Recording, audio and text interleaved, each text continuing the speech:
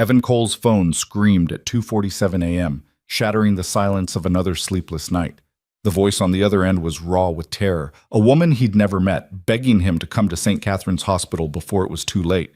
She had the wrong number. He should have hung up, but something in her desperation pulled him back to his own darkest hour when he'd been the one praying for someone, anyone, to answer. So he did the impossible. He got in his car and drove toward a stranger's fear, not knowing that one wrong call would unravel everything he thought he knew about fate, love, and the price of showing up when the whole world expects you to walk away. If you want to see how a single moment of kindness can change two broken lives forever, stay with me until the end, and drop a comment with your city so I can see how far this story travels. The apartment was quiet, except for the hum of the refrigerator and the distant wail of sirens that seemed to be the lullaby of the city. Evan Cole sat at his kitchen table, the blue glow of his laptop screen washing over his tired face as he scrolled through job listings for the third time that week. Numbers didn't lie. His bank account was hemorrhaging faster than he could patch it, and the stack of overdue bills beside his coffee mug was growing taller by the day. He rubbed his eyes, glancing toward the hallway where his 7-year-old daughter, Sophie, slept soundly in the only bedroom. She deserved better than this cramped 2-bedroom apartment with the leaky faucet and the neighbors who fought at all hours. She deserved stability, security, a childhood that wasn't defined by her father's constant struggle to keep the lights on. Evan had been a different man once, before the accident, before Emily died, before the world collapsed into this endless cycle of survival and shame. His phone buzzed on the table, and he picked it up without thinking, expecting maybe a spam call or his mother checking in again with her carefully disguised worry. "Hello?" The voice that answered was not what he expected. "Please." It was a woman, and she was crying. Not the gentle tears of sadness, but the jagged, breathless kind that came from Zhenjiang terror. "Please, you have to come. I don't think I'm going to make it through the night." Evan sat up straighter, his heart kicking against his ribs. "I think you have the wrong number." No, please don't hang up," she gasped, and he could hear the desperation spiraling in her voice. "I need someone. I can't be alone right now. St. Catherine's Hospital, room 617, please. I'm so scared." He should have ended the call. He knew that. This wasn't his emergency, wasn't his responsibility. He had enough weight on his shoulders without adding a stranger's crisis to the pile. But something in her voice hooked into the tender, bruised part of him that still remembered what it felt like to be completely, utterly alone in the dark. "Ma'am, I really think you dialed the wrong person," he said gently, but his hand was already reaching for his keys. "Don't you have family, friends?" "There's no one." Her voice broke. "There's no one left who would come." Evan closed his eyes. He knew that feeling. He'd lived it. "Which hospital?" he heard himself ask. 20 minutes later, Evan stood in the fluorescent brightness of St. Catherine's Hospital, feeling completely out of place in his worn jeans and faded jacket. The night shift nurse at the desk looked at him with the kind of exhausted suspicion reserved for 3 a.m. visitors. "I'm here to see someone in room 617, Evan said, trying to sound more confident than he felt. The nurse's eyebrows rose. "Visiting hours are over. Family only." "She called me," Evan said, which was technically true. "She asked me to come." The nurse studied him for a long moment, then sighed. "6th floor. Elevators are to your right." The hospital smelled like antiseptic and fear. Evan's footsteps echoed down the corridor as he made his way to room 617, his mind racing through 1,000 scenarios, none of them good. What if this was some kind of scam? What if he was walking into something dangerous? But when he pushed open the door, he found only a woman. She was alone in the dimly lit room, propped up against pillows, an IV line trailing from her arm. She couldn't have been more than 35, with dark hair that looked like it had been hastily pulled back and eyes that were red-rimmed from crying. When she saw him, her expression shifted from fear to confusion. "I'm sorry," she whispered. Who are you?" Evan stayed in the doorway, one hand on the frame. "You called me. About half an hour ago. You were scared." Her face went pale, and then color flooded back in a wave of embarrassment. "Oh God, I must have misdialed. I was trying to reach..." She stopped, her voice catching. It doesn't matter. I'm sorry. You didn't have to come. He should have left then, turned around, gone home, crawled back into his own problems. Instead, he took a step into the room. You said you didn't think you'd make it through the night, Evan said quietly. Did you mean that? She looked away, tears spilling down her cheeks. They don't know what's wrong yet. They ran tests, but the results won't be back until morning. The pain, it's bad. And I just kept thinking, what if this is it? What if I die here alone and no one even knows? Evan pulled the visitor's chair closer to her bed and sat down. What's your name? Marianne, she said, her voice barely audible. Marianne Vale. I'm Evan Cole, he replied. And you're not going to die alone tonight. Not on my watch. Marianne stared at him like he was some kind of hallucination. You don't even know me. No, Evan agreed, but I know what it feels like to be that scared, and I know what it means when someone shows up. For a moment, neither of them spoke. The machines around them beeped softly, marking time, marking heartbeats. Why did you come? Marianne asked finally. Really? Evan leaned back in the uncomfortable chair, his eyes distant. 3 years ago, my wife was in a car accident. I was at work when I got the call. By the time I got to the hospital, she was already gone. I never got to say goodbye. I never got to hold her hand one last time. And I spent months wondering if she was scared at the end, if she felt alone. Marianne's hand moved to cover her mouth. I'm so sorry. Me too, Evan said, but I can't go back and fix that. I can't give her what she needed. But when you called tonight and I heard that fear in your voice, he shrugged, feeling suddenly self-conscious. I guess I thought maybe I could give someone else what I couldn't give Emily. You didn't have to do that, Marianne whispered. Maybe not, Evan said, but I'm here now. So why don't you tell me what's going on? Marianne was quiet for a long time, her fingers twisting the thin hospital blanket. When she finally spoke, her voice was small, defeated. I've been sick for a while. Nothing the doctors could figure out. Fatigue, pain, weight loss. I kept pushing through because I have responsibilities. A company to run, people who depend on me. But tonight, the pain got so bad I couldn't ignore it anymore. I came to the ER and they admitted me. Ran a bunch of tests and now I'm just waiting. What about family? Evan asked gently. Parents? Siblings? My father died 2 years ago, Marianne said. My mother left when I was young. No siblings, no husband, no children. She laughed, but there was no humor in it. Turns out you can have all the money in the world and still end up completely alone. Evan didn't know what to say to that, so he just nodded. They sat together in the quiet of the hospital room as the night wore on. Evan asked questions, small, gentle ones, and Marianne answered. She told him about her father's media company, about the weight of legacy and expectation. She told him about the corporate vultures circling now that her father was gone, waiting for any sign of weakness to swoop in and tear apart everything he'd built. She didn't tell him that she was the Marianne Vale, sole heiress to Vale Media Group, one of the most powerful media empires in the country. She didn't mention the billions or the boardrooms or the society pages. She was just Marianne, scared and alone in a hospital room, grateful for the presence of a stranger who'd chosen kindness over common sense. And Evan talked too. He told her about Sophie, about the joy and terror of single parenthood.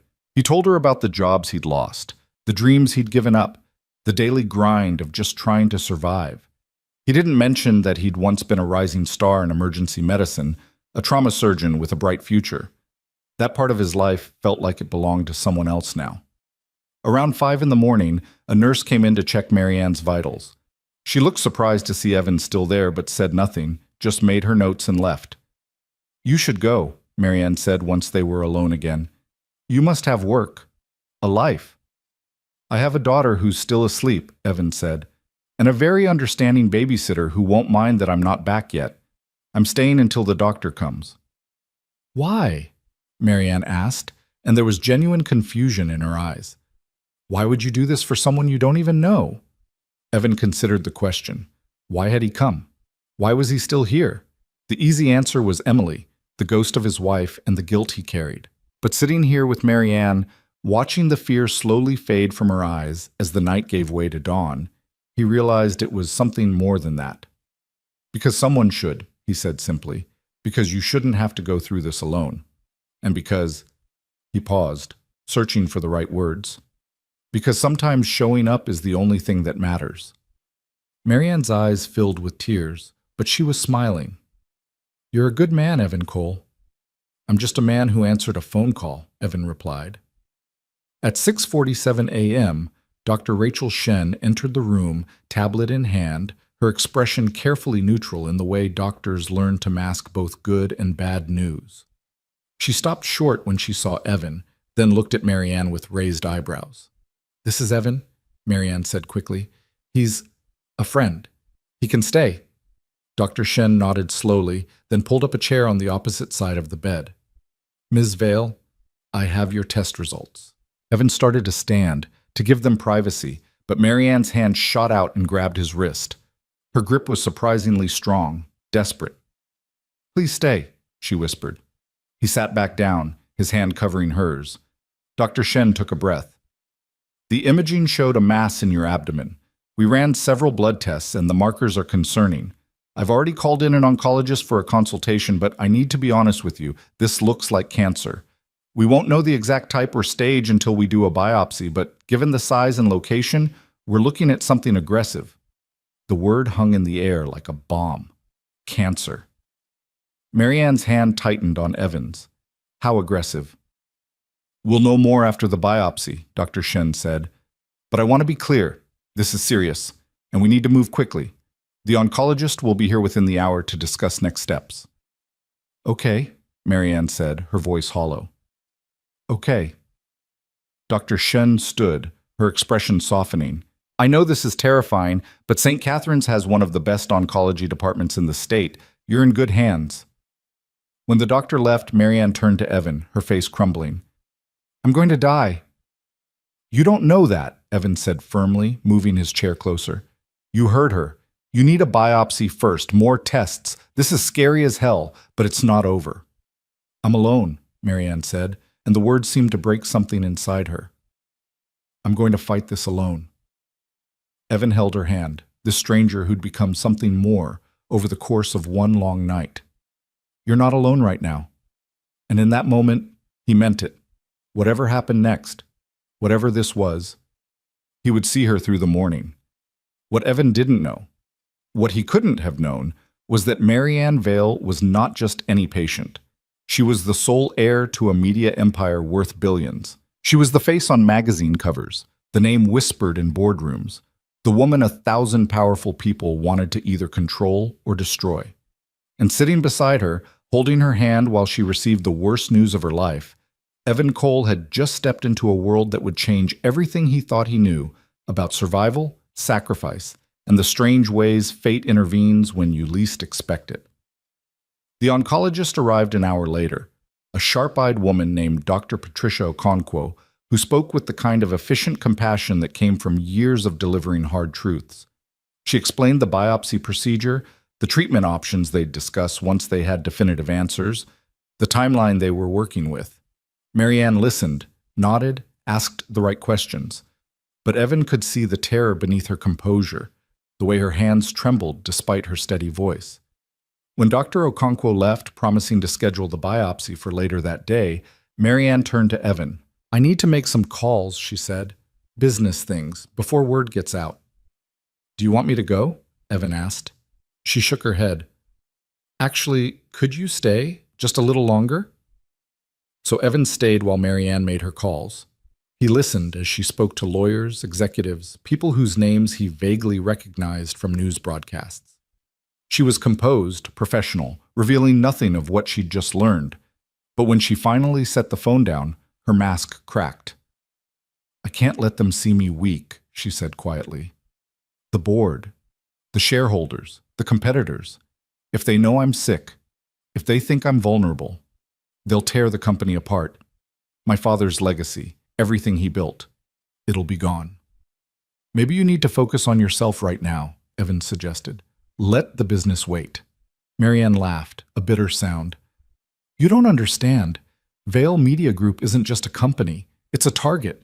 There are people who've been waiting years for a chance to take it over. If I show any weakness, they'll strike, and I'll lose everything. Evan wanted to argue, to tell her that nothing was more important than her health, but he could see the resolve in her eyes, the weight of responsibility she carried. Then you fight on both fronts, he said, the cancer and the company, but you don't do it alone. I am alone, Marianne said. Not anymore, Evan replied, surprising himself with the certainty in his voice. Marianne studied him for a long moment. Why would you do this?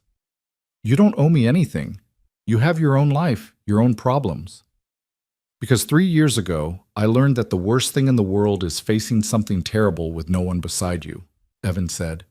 And I can't give that to Emily anymore. But I can give it to you.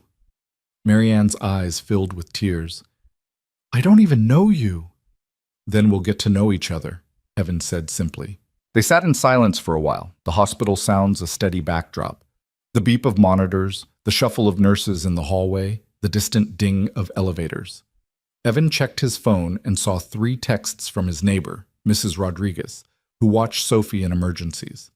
She was asking if everything was okay, if he needed her to take Sophie to school. He typed back quickly. Emergency ran long. Can you do school drop-off? I'll explain later. Her response was immediate. Of course, mijo. Sophie is fine. Take care of whatever you need to. Evan felt a rush of gratitude for Mrs. Rodriguez for her steady kindness that had been a lifeline more times than he could count. You need to go, Marianne said, watching him text. Your daughter needs you. She's fine, Evan assured her, and the biopsy isn't for a few hours. I can stay. But Marianne shook her head. No, go home. Be with your daughter. You've already done more than anyone could expect, more than I had any right to ask.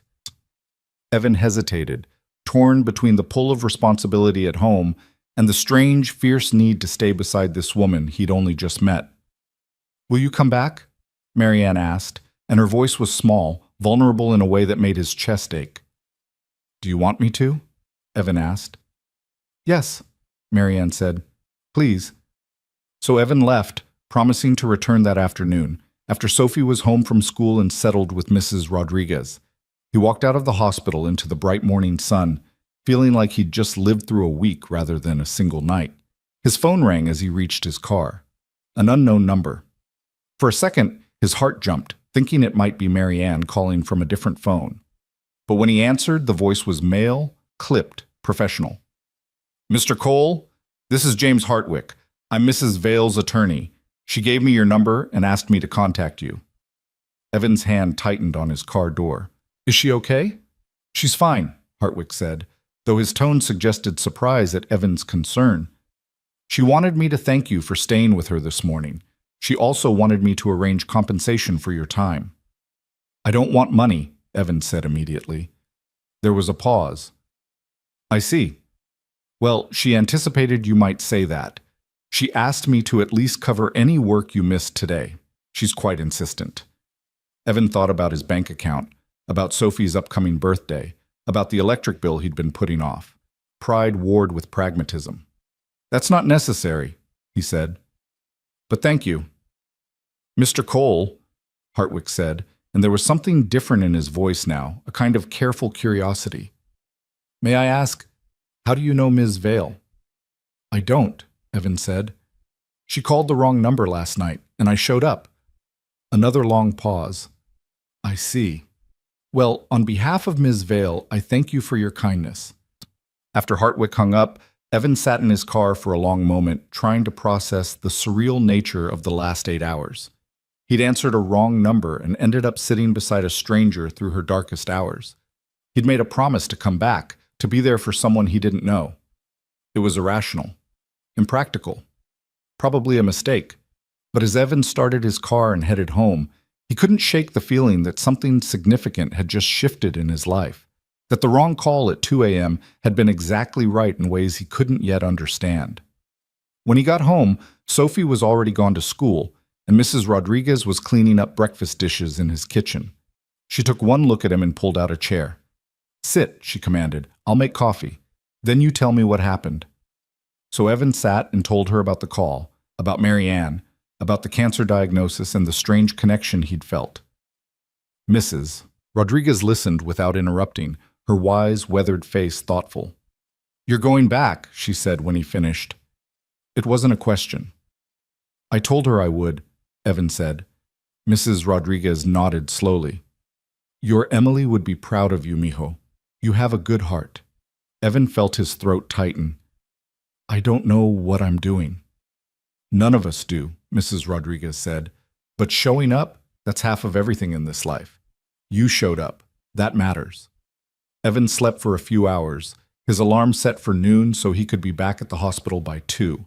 When he woke, he showered, changed into cleaner clothes, and headed to Sophie's school for early pickup. She bounced out to the car, her backpack bouncing, her smile bright. "Daddy, Mrs. Rodriguez said you had an emergency. Is everything okay?"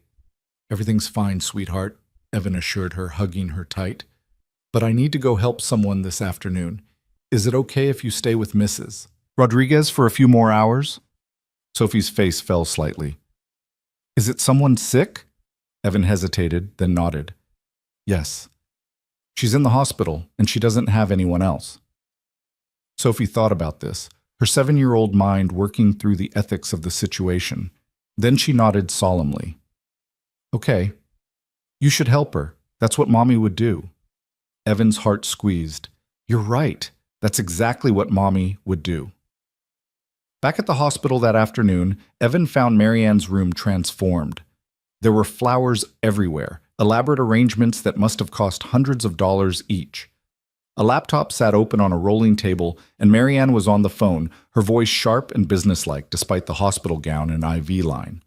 She saw Evan in the doorway and held up one finger, wrapping up her call. When she hung up, her professional mask dropped, and she smiled, genuinely smiled, for the first time since he'd met her. "You came back," she said. "I said I would," Evan replied, settling into the visitor's chair that was starting to feel familiar. "The biopsy is in an hour," Marianne said, and he could hear the fear creeping back into her voice. "They said it's a simple procedure, but it's terrifying," Evan finished. "I know." Marianne nodded, grateful he understood. "I've been trying to distract myself with work. It's not helping much." "Tell me about it," Evan said. "The work, I mean.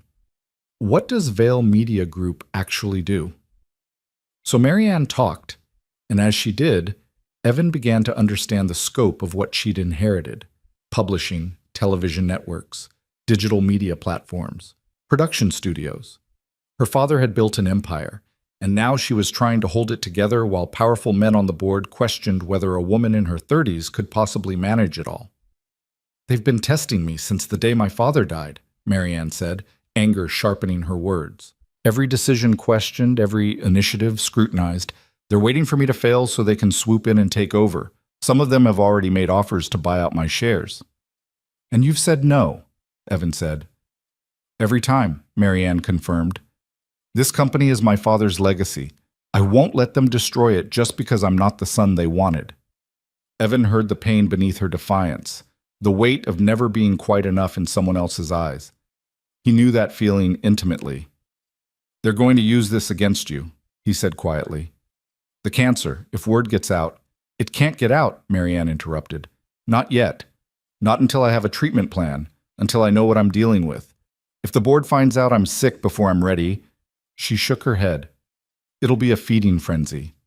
A nurse came in then, announcing it was time to prep for the biopsy. Marianne's hand found Evan's automatically. "Will you be here when I get back?" she asked. "I'll be here," Evan promised.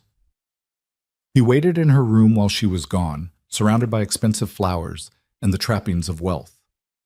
It felt strange, being in this world that was so far removed from his own reality of overdue bills and second-hand everything. But when Marianne came back an hour later, groggy from sedation, the money and power didn't matter. She was just a scared woman who needed someone to sit beside her. "They said results in 48 hours, she mumbled, her words slurred. 2 more days of not knowing. "Then we wait," Evan said, pulling the chair close again. Marianne's eyes drifted closed, but her hand stayed wrapped around his. "Thank you," she whispered, "for showing up, for staying." "Any time," Evan said, and meant it. He stayed until visiting hours ended, until the nurses firmly but kindly suggested he go home. Marianne was sleeping by then, the medication pulling her under, and Evan slipped out quietly, promising himself he'd be back the next day. What he didn't see as he left was the man in the expensive suit watching from the end of the corridor. Richard Brennan, senior board member of Vale Media Group, and the man who'd been systematically working to undermine Marianne's authority for the past 2 years. He'd come to the hospital as soon as word reached him that Marianne Vale had been admitted, word that had cost him a substantial bribe to a loose-lipped hospital administrator. And now he'd seen something very interesting. Marianne Vale, the ice queen who never let anyone close, holding hands with some nobody in cheap clothes. Weakness. Vulnerability. Exactly what Brennan had been waiting for. He pulled out his phone and made a call. "Start digging," he said when his private investigator answered. "I need everything on a man named Evan Cole. Everything." Back in his apartment, Evan tucked Sophie into bed, listening to her chatter about her day at school. When she finally drifted off, he sat at his kitchen table again, staring at his phone. He should walk away. This wasn't his fight, wasn't his world. Marianne Vale had resources, had lawyers and doctors, and surely other people who could support her through this. She didn't need a broke single father with his own mountain of problems. But then he thought about her voice on the phone at 2 a.m., the raw terror of someone facing death alone. He thought about her hand gripping his during the biopsy, the way she'd smiled when he came back. Someone should be there. Someone who showed up not because of money or obligation or corporate politics, but just because it was the right thing to do. Evan picked up his phone and texted the number Marianne's lawyer had called from earlier. "Tell her I'll be there tomorrow, whatever she needs." The response came faster than he expected. "She'll be grateful. Thank you, Mr. Cole." Evan set down his phone and looked around his small apartment at the life he'd built from the ashes of tragedy. It wasn't much, but it was honest, real. He had no idea that in 48 hours everything would change, that Marianne Vale would make him an offer that would transform his life, blur every line between right and wrong, and force him to choose between survival and integrity. All he knew was that he'd answered a wrong call in the middle of the night, and somehow, impossibly, it had led him exactly where he was supposed to be. The 48 hours that followed felt like living in suspension, caught between before and after, between fear and knowledge. Evan found himself splitting his time between Sophie's world, school pickups, homework at the kitchen table, bedtime stories, and Marianne's hospital room, where waiting had become its own kind of torture. He arrived each afternoon after settling Sophie with Mrs. Rodriguez, and each time he walked through that door, Marianne's face transformed. The mask she wore for doctors and business calls would slip, and something vulnerable and grateful would surface. "You're here again," she said on the second day, and it sounded like wonder. "Where else would I be?" Evan replied, taking his usual seat beside her bed. They talked to fill the silence, to keep the waiting at bay. Marianne told him about growing up as Arthur Vale's daughter, about the pressure of legacy, and the loneliness of being raised by nannies while her father built his empire. Evan talked about medical school, about the dreams he'd abandoned when Emily died and everything fell apart. "You were a surgeon?" Marianne asked, sitting up straighter. "A trauma surgeon?" Evan nodded, uncomfortable with the subject. "A lifetime ago? Different person?" "What happened?" she asked gently. He was quiet for a long moment, debating how much to share. But something about this strange intimacy they'd built made honesty feel easier than deflection. "Emily died on my watch," he said finally. "Not literally. I wasn't her doctor, but I was working a double shift when she crashed her car. By the time I got the call and made it to the hospital, she was gone. I kept thinking, if I'd been home, if I'd been with her instead of trying to save other people's lives, maybe she'd still be alive. After that, I couldn't go back. Every patient reminded me of what I'd lost. Every emergency felt like my failure." Marianne reached for his hand. "That's not rational." Grief rarely is," Evan said. "I know intellectually that I couldn't have prevented the accident, but knowing something and feeling it are different things." "So you just walked away from medicine completely?" "I tried to go back," Evan admitted. "Made it 3 months before I had my first panic attack in the OR. After that, it was over. I lost my position, lost my career, lost everything I'd worked for. Now I do contract work, medical consulting, sometimes teaching EMT courses. Whatever pays the bills and doesn't require me to hold someone's life in my hands. Marianne studied him with those dark, intelligent eyes. But you're still trying to save people. You just do it differently now. Maybe, Evan said. Or maybe I'm just a coward who couldn't handle the pressure. You're here, Marianne said simply. You showed up for a stranger in the middle of the night and you keep coming back. That's not cowardice. Before Evan could respond, Dr. Okonkwo entered with Dr. Shen, both their faces wearing that carefully neutral expression that made Evan's medical training kick in with dread. He knew that look. He'd worn it himself too many times. Ms. Vale, Dr. Okonkwo said, pulling up a chair. We have your biopsy results. Evan started to stand to give them privacy, but Marianne's grip on his hand tightened to the point of pain. Please stay, she said, her eyes locked on the doctor's. Whatever it is, I need him here. Dr. Okonkwo glanced at Evan, then nodded. The biopsy confirmed our suspicions. You have stage 3 pancreatic cancer. It's aggressive, but it hasn't metastasized to other organs yet, which gives us a window for treatment. The word pancreatic hit Evan like a physical blow. He'd seen enough cases during his surgical career to know the statistics, the brutal reality of what Marianne was facing. What's the treatment plan? Marianne asked, her voice steady despite the tremor in her hand. Chemotherapy to shrink the tumor, followed by surgery if we can get it small enough to operate. Then more chemo to make sure we got everything, Dr. Okonkwo explained. It's going to be intense. 6 months minimum, possibly longer. The side effects will be significant. And my chances? Marianne asked. Dr. Okonkwo met her eyes directly. With treatment, we're looking at approximately 40% 5-year survival. Without treatment, 6 months to a year. 40%. Evan's medical mind was already calculating the reality behind that number, the suffering that lay ahead, the odds that were far from favorable. When do we start? Marianne asked. I'd like to begin chemotherapy within the week, Dr. Okonkwo said. The sooner we start, the better. After the doctors left, Marianne sat very still, staring at the wall. Evan waited, giving her space to process. 40%, she finally said. Those aren't great odds. They're not 0, Evan replied. I've seen people beat worse. Have you? Marianne turned to him. Have you really? Or are you just saying what you think I need to hear? Evan considered lying, offering false comfort, but Marianne deserved better than that. Pancreatic cancer is one of the hardest to treat, he admitted. The location makes surgery complicated, and the cancer cells are often resistant to conventional chemo, but you're young, otherwise healthy, and you caught it before it spread. Those are all factors in your favor. So you're saying I might die, Marianne said flatly. We're all going to die eventually, Evan said. The question is what we do with the time we have. Marianne laughed, a sharp, bitter sound. Very philosophical for a man who abandoned his career because he couldn't face death.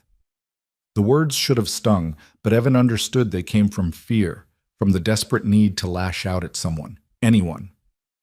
You're right, he said calmly. I ran. I let grief destroy everything I'd built. But maybe that's why I understand what you're facing. I know what it's like to feel like everything is falling apart, like you're fighting a battle you can't win. Marianne's anger collapsed as quickly as it had flared.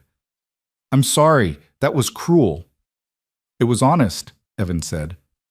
And right now I think you need to be honest. With me, with yourself, with everyone. I can't, Marianne said desperately. If the board finds out I have cancer, if they know I'm going to be sick for the next 6 months, maybe longer, they'll use it against me.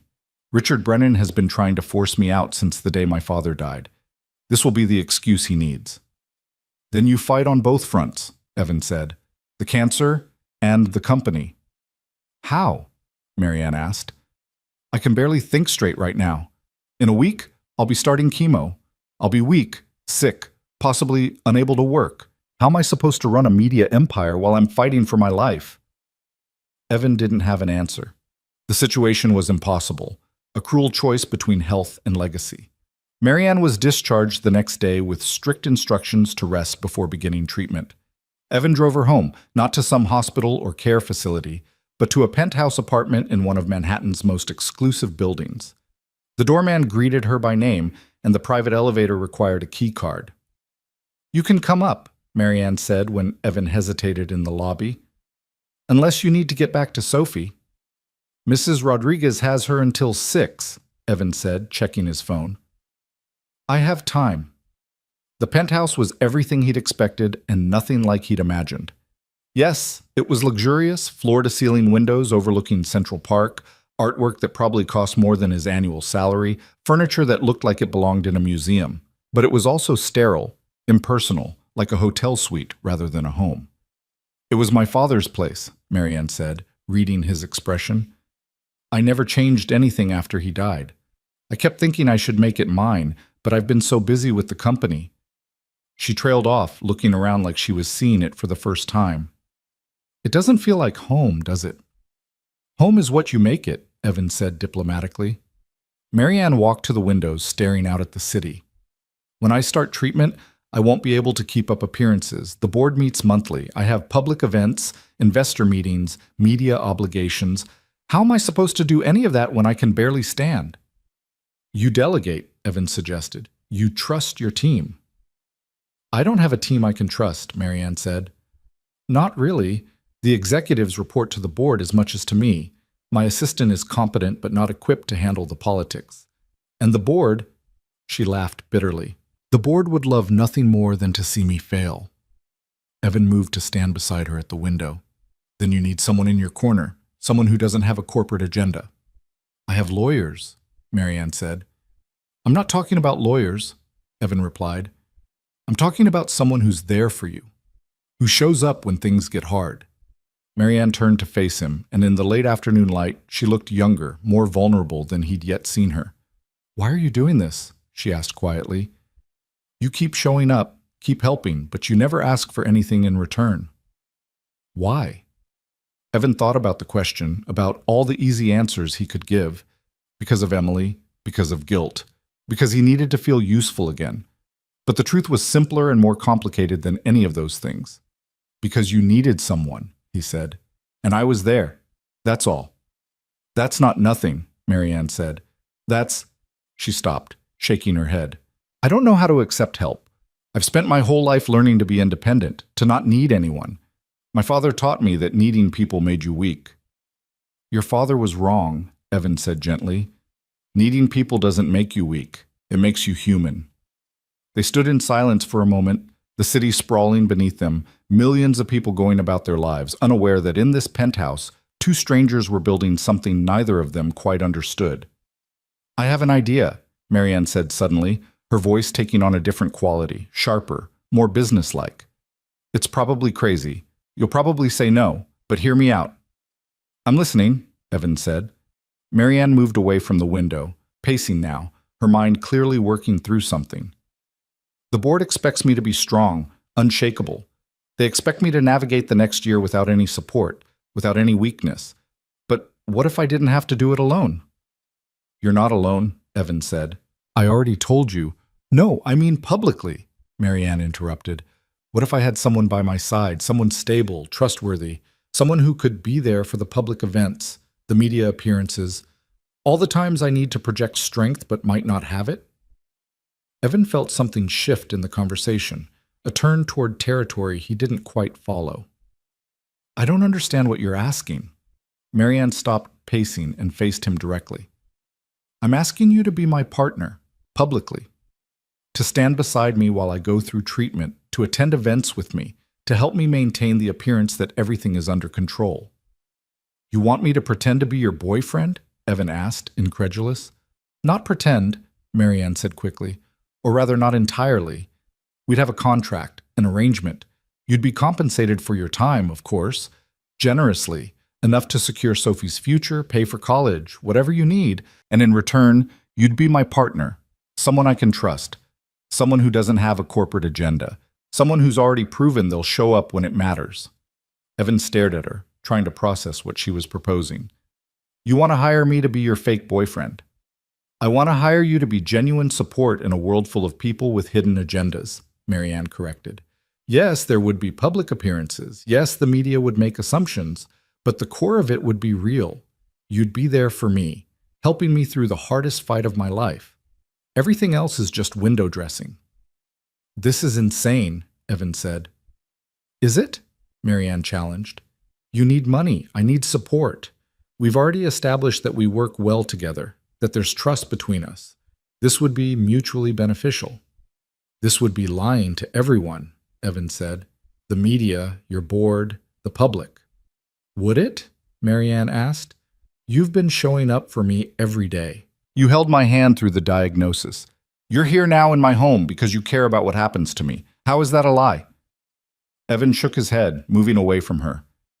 "The lie is in the implication. People would think we're in love, that we have a romantic relationship, and we don't." "Not yet," Marianne said quietly. "But we could. Maybe. Someday. Or maybe we become the best of friends. Or maybe we just become two people who helped each other through impossible situations. Does it matter what label the world puts on it?" "Yes," Evan said firmly. "It matters to me. I'm not going to sell my integrity for money, no matter how much I need it." Marianne's face fell, and for a moment she looked lost. "I'm not asking you to sell your integrity. I'm asking you to help me survive. Not just the cancer, the whole thing. The board, the company, the scrutiny. I'm asking you to be what you've already been, someone who shows up. I'm just asking you to do it publicly and let me compensate you fairly for the time and effort." Evan wanted to say no.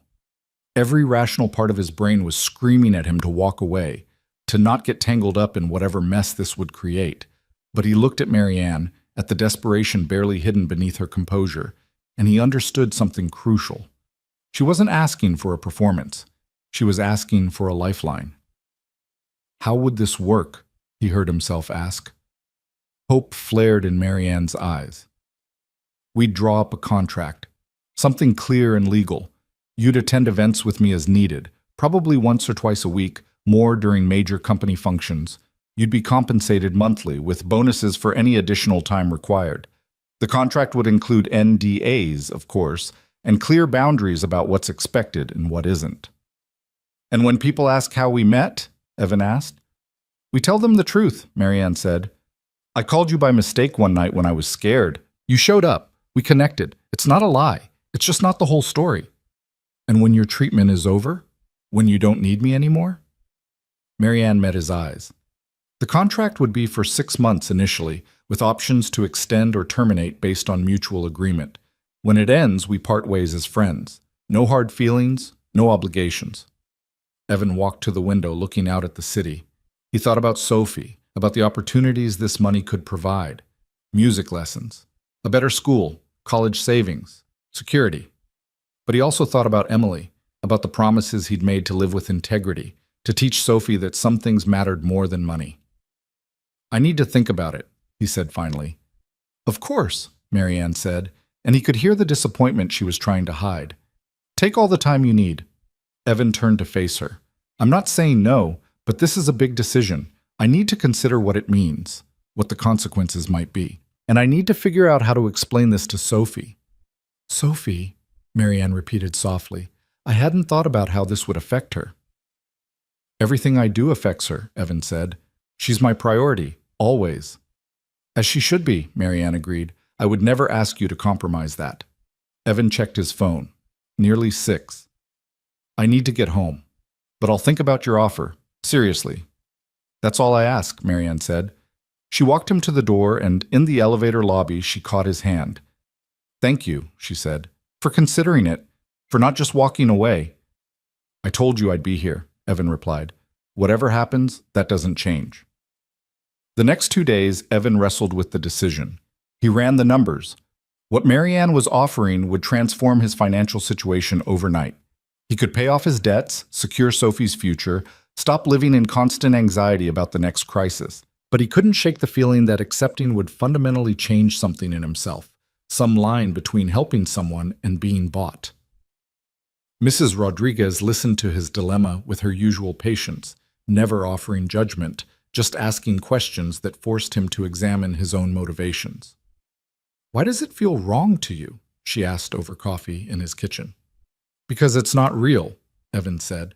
"We'd be lying to everyone." "Would you be lying to her?" Mrs. Rodriguez asked. "Would you be lying about caring what happens to her?" No, Evan admitted. That part's real. Then maybe the question isn't about the money, Mrs. Rodriguez suggested. Maybe it's about whether you're willing to let someone pay you for something you're already doing out of kindness. That night, Sophie asked why he seemed so distracted. He'd been staring at his dinner without eating, his mind 1,000 miles away. "Daddy, what's wrong?" she asked, her small face worried. Evan set down his fork. "I'm trying to make a big decision, sweetheart, about helping someone." "The lady in the hospital?" Sophie asked. "Yes," Evan confirmed. "She needs help for a while, and she wants to pay me to be there for her, but I'm not sure if I should take the money." Sophie considered this with the serious concentration she brought to all important matters. "Do you want to help her?" "Yes," Evan said. "Would you help her even without the money?" Sophie asked. "Yes," Evan said again. Sophie shrugged. "Then taking the money doesn't make it bad. It just means she wants to say thank you." Out of the mouths of babes, Evan thought, sometimes the simplest wisdom came from the most unexpected sources. He called Marianne that night after Sophie was asleep. "I'll do it," he said when she answered, "but I have conditions." "Name them," Marianne said immediately. "First, we're honest with each other. Always. No games, no manipulation. If this is going to work, we need to trust each other completely." "Agreed," Marianne said. "Second, Sophie comes first. Always. If there's ever a conflict between what you need and what she needs, she wins. No questions." "Absolutely," Marianne said. "I would never ask you to choose." "Third, we include a clause that either of us can terminate the contract if it becomes harmful to either party. No penalties, no hard feelings, just a clean exit if we need it." "Done," Marianne said. "Anything else?" Evan took a breath. "Yeah, one more thing. I want to actually get to know you, not just the public persona or the business executive, the real you. Because if I'm going to stand beside you publicly, I need to understand who I'm standing beside." There was a long pause, and when Marianne spoke, her voice was soft. "No one's asked me that in a very long time." "Maybe it's time someone did," Evan said. They met with Marianne's lawyer the next day, not the senior attorney who'd called before, but a younger woman named Sarah Chen who specialized in contract law and discretion. She walked them through the agreement with professional efficiency, making sure every detail was clear. The compensation was staggering. A monthly retainer that was more than Evan made in 6 months, plus bonuses for additional events. Health insurance for both him and Sophie. The education trust for Sophie that would cover college completely. "This is too much," Evan said, staring at the numbers. "It's market rate for a personal consultant," Sarah said smoothly. "Ms. Vale needs someone she can trust in a very public role. The compensation reflects the level of discretion and commitment required." When they signed the contract, Evan felt like he was crossing some invisible threshold, stepping into a world he didn't fully understand. But Marianne's hand found his across the table, and her grip was steady. "Partners?" she said. "Partners," Evan agreed. The first public appearance was scheduled for the following week, a charity gala that Marianne couldn't skip without raising questions. In between, they spent time together, not as employer and employee, but as two people learning each other's rhythms. Marianne met Sophie, and to Evan's surprise, they clicked immediately. Sophie was fascinated by Marianne's stories about running a media company, and Marianne seemed genuinely delighted by Sophie's endless questions. "She's wonderful," Marianne said after Sophie had gone to bed. They were sitting in Evan's small living room, a stark contrast to Marianne's penthouse. "You're raising an amazing kid." "I'm trying," Evan said. "Most days I feel like I'm just barely keeping my head above water." "That's what all good parents feel," Marianne said. "My father never doubted himself once. And look how I turned out. Unable to trust anyone, terrified of showing weakness, buying companionship because I don't know how to build it organically." "You're not buying companionship," Evan said firmly. "You're hiring help for a specific situation. There's a difference." "Is there?" Marianne asked. "Because some days I'm not sure." Evan moved to sit beside her on the couch. "Here's the difference. I would have kept showing up even without the money. The contract just makes it official, makes sure I can afford to be there as much as you need. But the core of this, the friendship, the support, That's not something you can buy. That's something we built when you were at your most vulnerable, and I showed up anyway.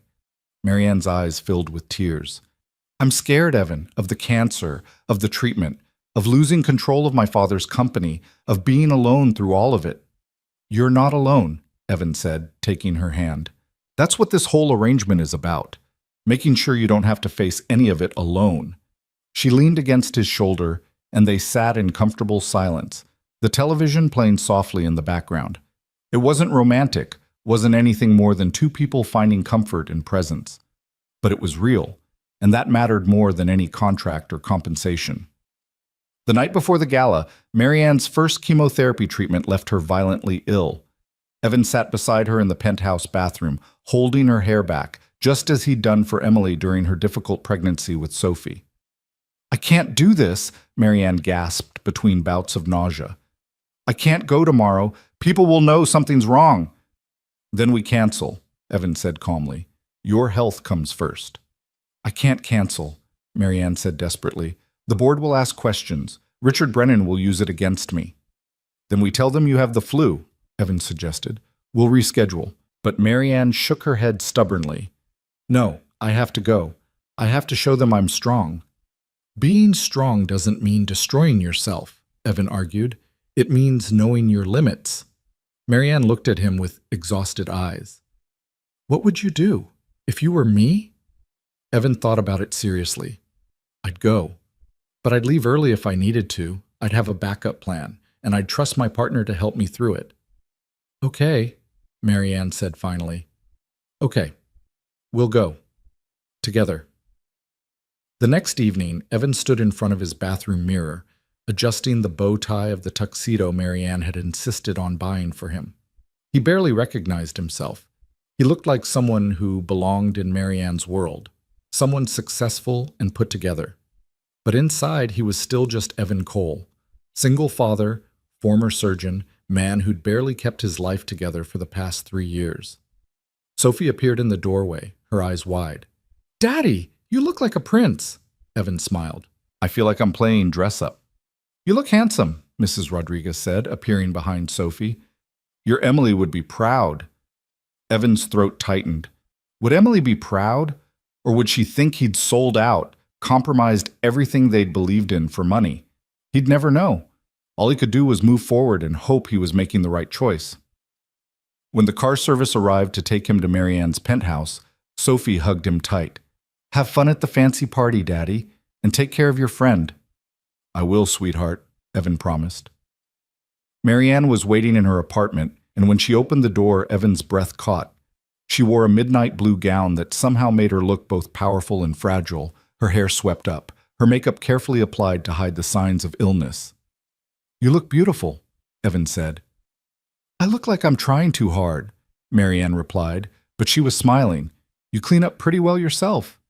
In the car on the way to the gala, Marianne briefed him on who would be there, which board members to avoid, which reporters to charm. Her hand trembled slightly as she talked, and Evan covered it with his own. We don't have to do this, he said quietly. Yes, we do, Marianne replied. But thank you for being willing to walk away if I needed to. The gala was held at the Metropolitan Museum of Art, and walking up the steps with Marianne on his arm, Evan felt like he'd stepped into a different universe.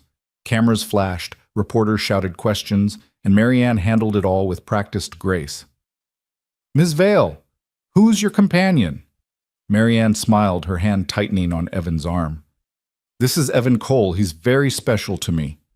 And just like that, they were public. The lie, or the truth, depending on how you looked at it, was out in the world. Inside, the museum glittered with wealth and power.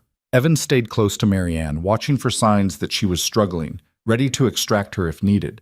But she moved through the crowd with determination, making small talk, laughing at jokes, playing the role she'd been trained for since childhood. Until Richard Brennan approached. He was exactly what Evan expected. Silver-haired, expensive suit, smile that didn't reach his cold blue eyes. Marianne, he said smoothly, so good to see you. And who might this be? Richard, this is Evan Cole, Marianne said, her voice pleasant but with an edge Evan was learning to recognize. Evan, Richard Brennan, senior board member. Brennan's handshake was firm, assessing. Interesting. I don't believe I've seen you at one of these events before, Mr. Cole. First time, Evan said simply. And how did you and Marianne meet? Brennan asked, his tone casual, but his eyes sharp. Marianne answered before Evan could. He showed up when I needed someone. Rather refreshing in this world, don't you think? Brennan's smile tightened. Indeed. Well, enjoy the evening. As he walked away, Evan felt Marianne sag slightly against him. I need air, she whispered. He guided her to a balcony overlooking the park, the cool night air a relief after the crowded ballroom. Marianne gripped the railing, breathing deeply. Are you okay? Evan asked. The nausea, she said. It comes in waves. I thought I could handle it, but we're leaving, Evan decided. We just got here, Marianne protested weakly. And now we're leaving, Evan said firmly. You made your appearance. You proved you're strong. Now we take care of you.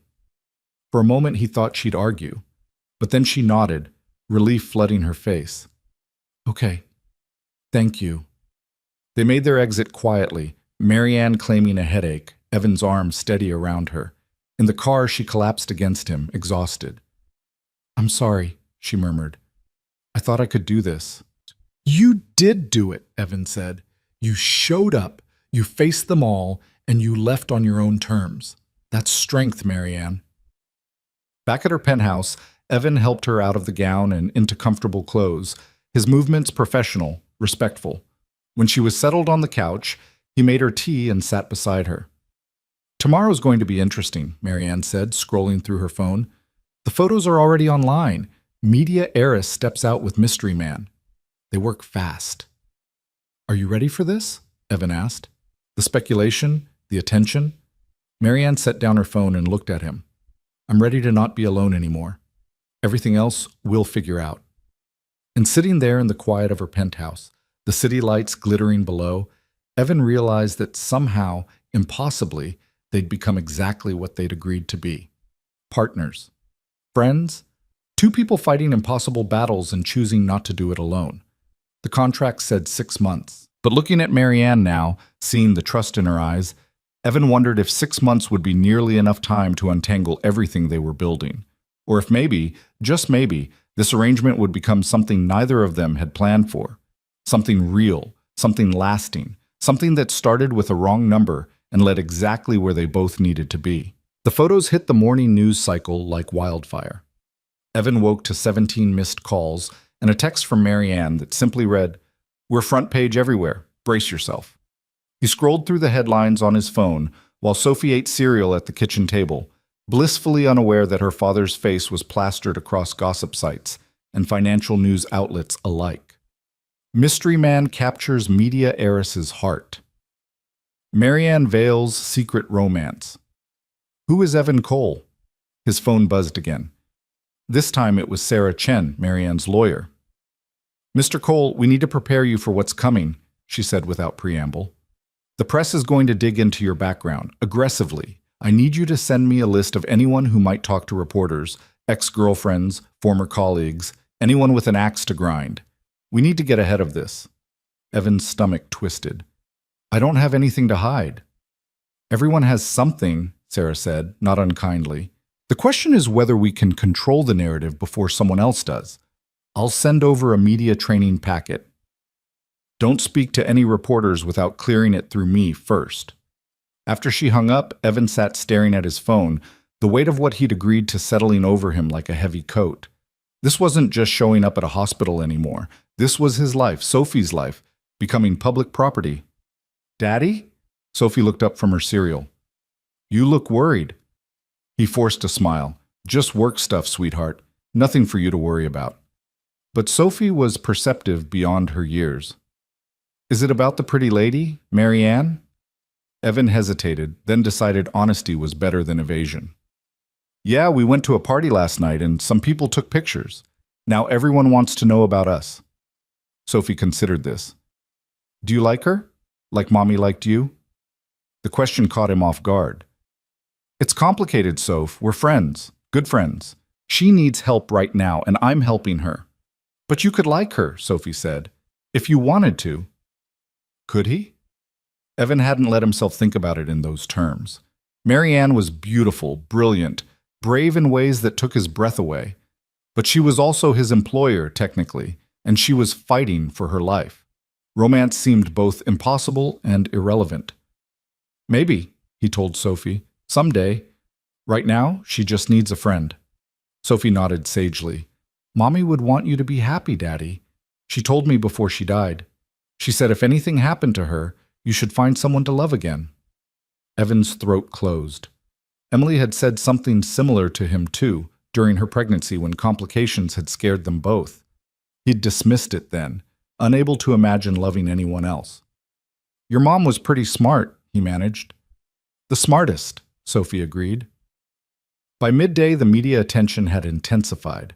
Evan's phone rang constantly. Reporters, old acquaintances, even someone claiming to be from a reality TV show.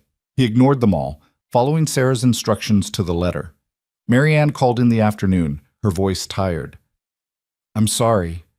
I knew there would be interest, but this is more intense than I expected. How are you feeling? Evan asked, deflecting. The treatment? Manageable today, Marianne said, which means I only wanted to die a little bit this morning instead of a lot. Progress. Her dark humor had become familiar over the past weeks. It was how she coped, how she kept the fear at bay. I need to see you, she said. Can you come by tonight? There's something we need to discuss. Something in her tone made Evan's instincts prickle. What happened? Just come, Marianne said. Please. He arrived at her penthouse that evening to find her pacing, a tension in her movements that hadn't been there before. The moment he walked in, she thrust a manila folder at him. Richard Brennan had you investigated, she said without preamble. His private investigator delivered this to my office this morning. Evan opened the folder with dread.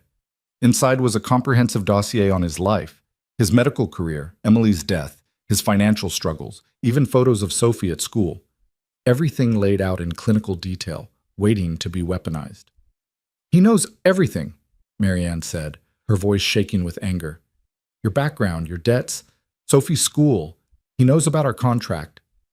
Evan's blood ran cold. How? Money, Marianne said bitterly. Enough money can buy access to almost anything. He bribed someone in Sarah's office, got copies of the agreement, and now he's threatening to leak it all unless I agree to his terms. What terms? Evan asked, though he already knew he wouldn't like the answer. Marianne handed him another document. It was an offer to purchase her shares in Vale Media Group at a price well below market value, with a clause that would allow Brennan's consortium to take control of the company. He's giving me 72 hours to decide, Marianne said. If I refuse, he goes public with everything. The contract, the arrangement, all of it. He'll paint you as a gold digger and me as a desperate woman, so afraid of being alone that I had to buy companionship. The media will crucify us both. Evan set down the documents, his mind racing. Can we fight this? Legally? Sarah's looking into it, but Brennan's been careful. He hasn't technically done anything illegal yet. The investigation, the offer, it's all above board, even if it's ethically bankrupt. And if we try to sue, it'll just confirm everything he wants to reveal. So what do we do? Evan asked. Marianne stopped pacing and faced him, her expression torn between fury and desperation. He made me another offer, a private one, delivered separately. What kind of offer? He'll pay you $5 million to walk away, Marianne said quietly. To publicly end our relationship, give an interview about how the arrangement was purely transactional, and disappear from my life. He'll keep the contract quiet, won't pursue any legal action against either of us. You'd be free and clear, with enough money to secure Sophie's future for life. Evan felt like he'd been punched. And you? What happens to you?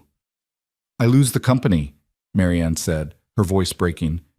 Without you beside me, without the appearance of stability and support, the board will use my illness as justification to force me out.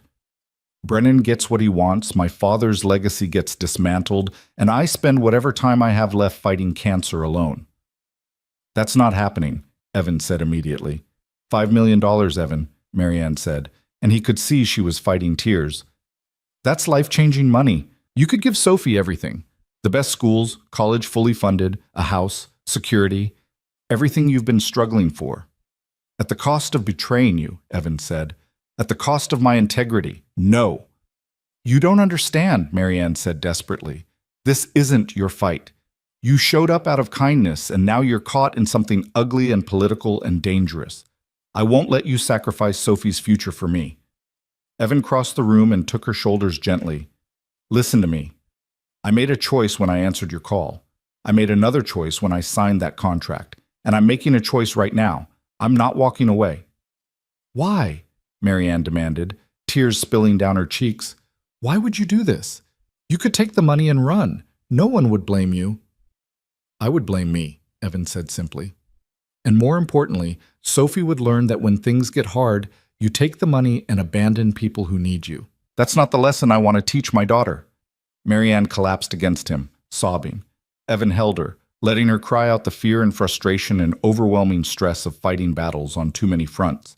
When she finally pulled back, her makeup was ruined and her eyes were red, but there was something fierce in her expression. Then we fight, she said. We call his bluff and we fight. How? Evan asked. Marianne wiped her eyes, her mind clearly already working through strategies. We beat him to the punch. We control the narrative before he can. We tell our story, the truth, on our terms. You want to go public with the contract? Evan asked, surprised. Not the contract, Marianne said. The story behind it. How we met, why you're here, what this arrangement actually means. We take away his ammunition by being honest about what we're doing and why. Evan thought about it, seeing the logic, but also the risks. That could backfire. People might see it as confirmation that this whole thing is fake. Or they might see it as two people finding an unconventional solution to an impossible situation, Marianne countered. We frame it right, emphasize the genuine friendship and support, and we take away Brennan's power. When? Evan asked. Tomorrow, Marianne said. I have a scheduled interview with Christine Yang for her show. We do it then, together, full transparency. Christine Yang's show was one of the most watched in the country, hard-hitting journalism mixed with human interest stories. Going on her show meant facing someone who wouldn't soften difficult questions. Are you sure? Evan asked. Once we do this, there's no taking it back. Marianne met his eyes. I'm sure. Are you? Evan thought about Sophie, about the life he wanted to give her, but he also thought about the kind of man he wanted to be, the example he wanted to set. And he thought about Marianne, standing there with smudged makeup and unwavering resolve, refusing to let cancer or corporate politics destroy everything she cared about. I'm sure, he said. They spent the rest of the evening preparing with Sarah and a media consultant Marianne brought in. The consultant, a sharp woman named Rachel Torres, coached them on messaging, on how to be authentic without being defensive. The key is vulnerability, Rachel said. People respond to genuine emotion. Don't try to justify the arrangement. Just explain it honestly and let your friendship speak for itself. What about the money? Evan asked. People are going to focus on that. Let them, Rachel said. Be honest about your financial situation. Single father, struggling to make ends meet, wanted to help but couldn't afford to do it for free. Marianne recognized that and made it possible for you to be there for her. It's not scandalous, it's practical and human. They rehearsed answers, anticipated questions, worked through the difficult moments. By midnight, Evan's head was spinning with talking points and strategies. Go home, Marianne said finally. Get some sleep. Tomorrow's going to be intense. At the door, Evan paused. What Brennan said about this being transactional, he's wrong. You know that, right? Marianne's smile was soft, genuine. I know, I knew it that first night when you showed up at the hospital. You can't fake the kind of kindness you've shown me. Same goes for you, Evan said. This arrangement might have started as a contract, but what we've built, that's real. Partners, Marianne said, echoing their agreement from weeks ago. Partners, Evan confirmed. The next morning, Evan dressed Sophie for school with extra care, knowing that after today, their lives might become even more complicated. Daddy, why are you being weird? Sophie asked as he fussed with her hair. I'm not being weird, Evan protested. You are, Sophie insisted. You're doing the thing where you worry too much. Evan sighed and knelt down to her level. Sweetheart, something's going to happen today. I'm going to be on TV talking about Marianne and why I'm helping her. Some people might not understand and they might say not nice things. Sophie's face grew serious. Are they going to be mean to you? Maybe, Evan admitted, but I'm doing the right thing, so I'm not worried about that. I just wanted you to know in case kids at school say anything. Sophie hugged him fiercely. If anyone's mean to you, I'll tell them they're wrong. You're the best daddy in the whole world. Evan's heart swelled. And you're the best daughter. Don't ever forget that, okay? No matter what anyone says, you're amazing and I love you. Love you too, Daddy, Sophie said. Now can we go? I'm going to be late. The interview was scheduled for 2 that afternoon, filmed live at the studio. Evan met Marianne there, both of them dressed professionally, but not too formally. Rachel's advice to appear approachable and genuine. In the green room, Marianne gripped his hand.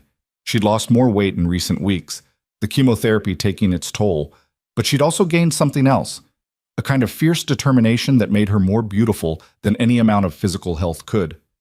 Whatever happens, we're in this together, she said. Together, Evan agreed. Christine Yang greeted them personally before the show, her manner professional but not unkind. I appreciate you both coming. I know this can't be easy. We want to tell our story, Marianne said. The real story. Then that's what we'll do, Christine promised. The studio lights were blazing hot as they took their seats. Evan could feel sweat forming at his collar, his heart hammering against his ribs. Across from them, Christine settled in with her notes, the cameras rolling. Marianne Vale, Evan Cole, thank you for joining me, Christine began. The past few weeks, the two of you have become one of the most talked about couples in the country. But there are questions about how you met, about the nature of your relationship. I think America wants to hear the truth directly from you. So let's start at the beginning. How did you meet?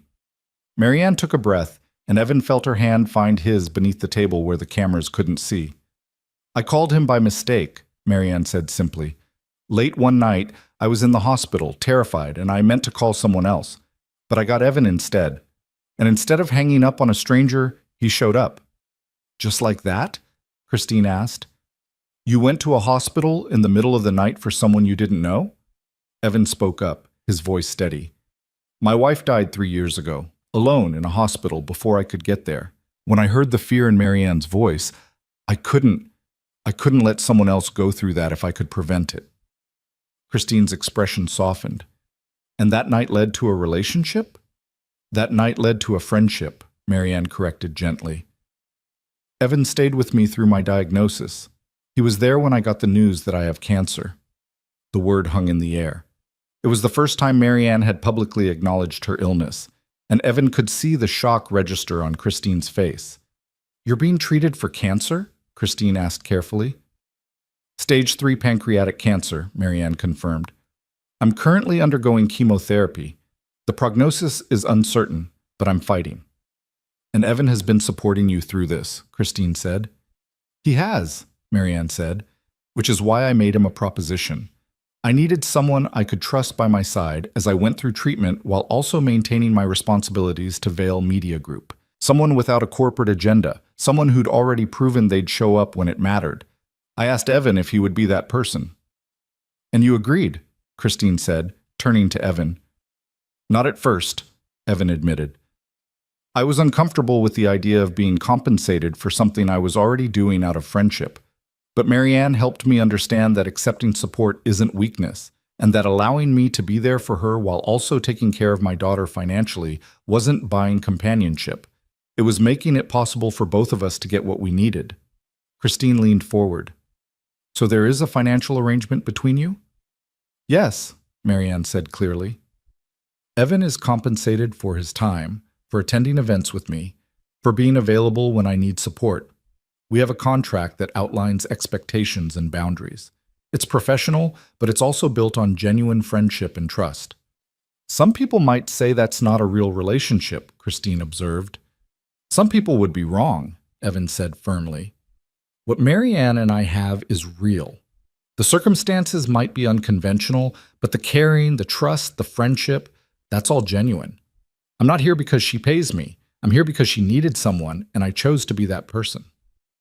The compensation just makes it possible for me to do it without sacrificing my daughter's future. Christine studied them both for a long moment.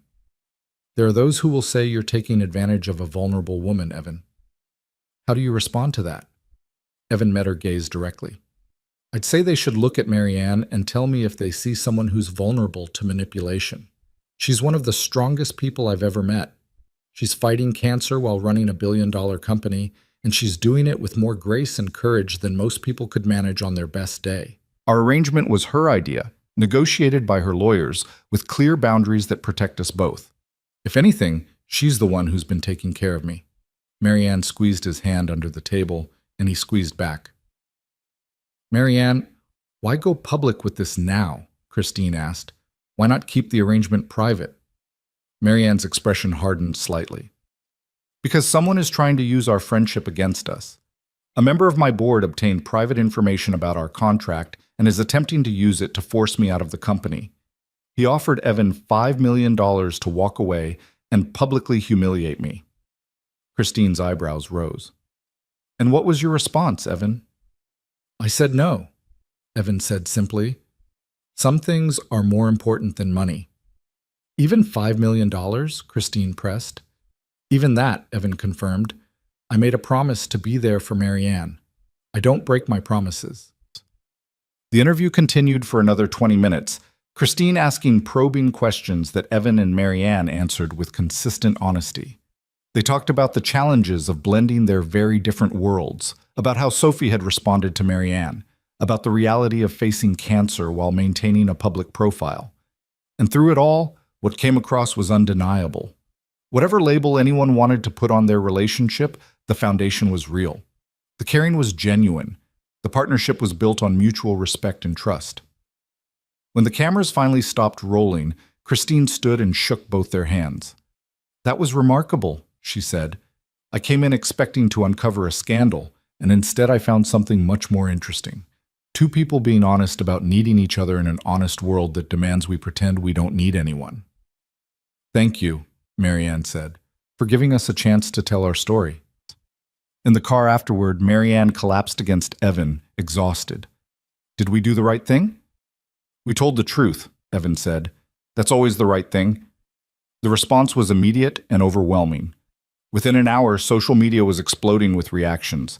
Some people were supportive, moved by the honesty and the unusual nature of their friendship. Others were critical, condemning the arrangement as transactional and fake. But the overwhelming majority of responses were focused on Marianne's cancer diagnosis. Messages of support poured in, people sharing their own stories of fighting cancer, of losing loved ones, of the importance of having someone beside you through the hardest battles. By evening, Richard Brennan released a terse statement saying he'd been misunderstood and fully supported Ms. Vale's personal decisions. It was a retreat, pure and simple. The public disclosure had taken away his leverage. Sarah called with an update. The board held an emergency meeting. Brennan's been outvoted. They're issuing a statement of full support for Marianne tomorrow morning. It worked, Marianne said when Sarah hung up, and she sounded almost surprised. We actually won. You won, Evan corrected. You were brave enough to be honest when most people would have hidden. Marianne turned to him, and something in her expression made Evan's breath catch. I couldn't have done it without you. I mean that literally. Without you beside me, I would have folded, taken Brennan's deal, or just given up entirely. But you didn't, Evan said. You fought, and you'll keep fighting. We'll keep fighting, Marianne corrected. Partners, remember? That night, after Marianne was safely home and Sophie was asleep, Evan sat in his small living room and tried to process everything that had happened.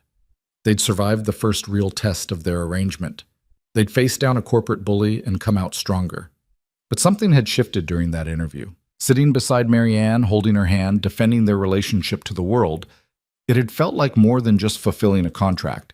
It had felt personal, real, important in ways that had nothing to do with money or agreements. His phone buzzed with a text from Marianne. Thank you for everything, for staying, for being exactly who you are. Evan typed back. That's what partners do. Get some rest. Tomorrow's a new battle. Tomorrow and every day after, Marianne replied. I'm starting to think 6 months won't be enough. Evan stared at that message for a long time, his heart doing something complicated in his chest. 6 months had seemed like an eternity when they'd signed the contract. Now it felt impossibly short. "Let's take it one day at a time," he finally responded.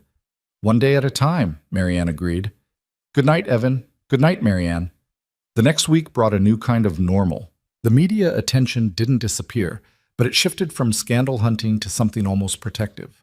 Marianne became a symbol of strength and transparency, and Evan found himself reluctantly embraced as the loyal partner standing by her side. But with Richard Brennan's immediate threat neutralized, a new challenge emerged. Marianne's treatment was getting harder. The chemotherapy cycles were brutal, leaving her weak and sick for days at a time. She pushed through board meetings and executive decisions with pure willpower, but Evan could see it was destroying her. "You need to rest," he told her after finding her passed out at her desk one afternoon. "I can't," Marianne said, her voice weak. "The company needs me." "The company needs you alive," Evan countered. "What good is saving your father's legacy if you kill yourself in the process?" They fought about it, the first real argument of their partnership. Marianne accused him of not understanding the pressures she faced. Evan accused her of being too stubborn to accept help. It ended with Marianne in tears and Evan feeling like he'd failed somehow. But the next day, Marianne called a meeting with her executive team and announced she was delegating more responsibilities while she focused on her health. It was a small victory, but it mattered. Sophie, surprisingly, became one of Marianne's strongest advocates. She started drawing pictures for Marianne during her chemo sessions, cheerful crayon creations that Marianne taped to her hospital room wall. When Marianne was too sick to eat, Sophie would suggest her favorite comfort foods. When Marianne felt hopeless, Sophie would tell her stories about her mother's courage. "Your daughter is remarkable," Marianne told Evan one evening as they sat in her hospital room, Sophie coloring quietly in the corner. "She gets it from her mother," Evan said. "She gets it from you too," Marianne replied. "You've taught her kindness and strength. That's not nothing." Evan watched Sophie, his heart full. "I'm terrified I'm messing her up. Single parent, financial struggles, now all this media attention because of our arrangement." "You're giving her something more valuable than stability," Marianne said. "You're teaching her that showing up matters, that keeping promises matters, that integrity isn't something you sell, no matter the price." She paused. "Brennan offered you $5 million, and you said no. Do you know how rare that is? How extraordinary?"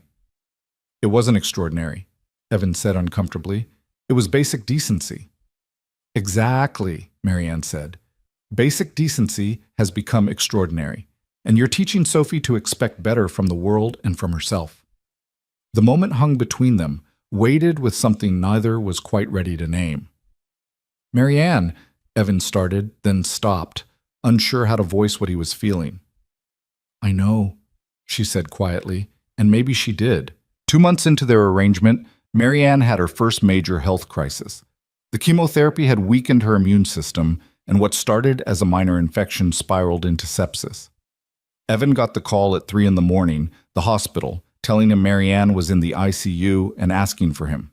He left Sophie with a startled Mrs. Rodriguez and drove through empty city streets with his heart in his throat.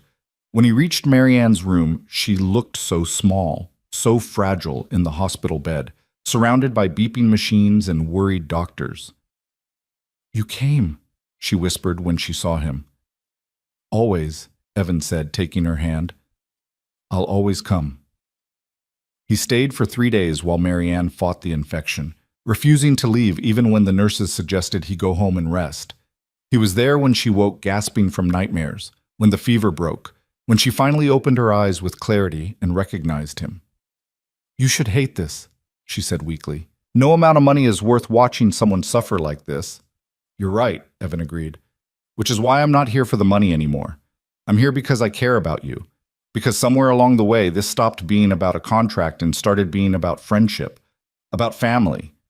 Marianne's eyes filled with tears. "I'm scared, Evan. What if the treatment doesn't work? What if I'm fighting this battle just to lose anyway?" Evan climbed onto the hospital bed beside her, carefully avoiding the IV lines, and pulled her against his chest. "Then you'll have fought with everything you had, surrounded by people who love you. And that matters. That counts." "Do you love me?" Marianne asked, her voice small and uncertain. "Or is that just something you're supposed to say?" Evan thought about it honestly. Did he love her? He cared about her deeply, worried about her constantly, felt genuine joy when she smiled and real pain when she suffered. But was that love?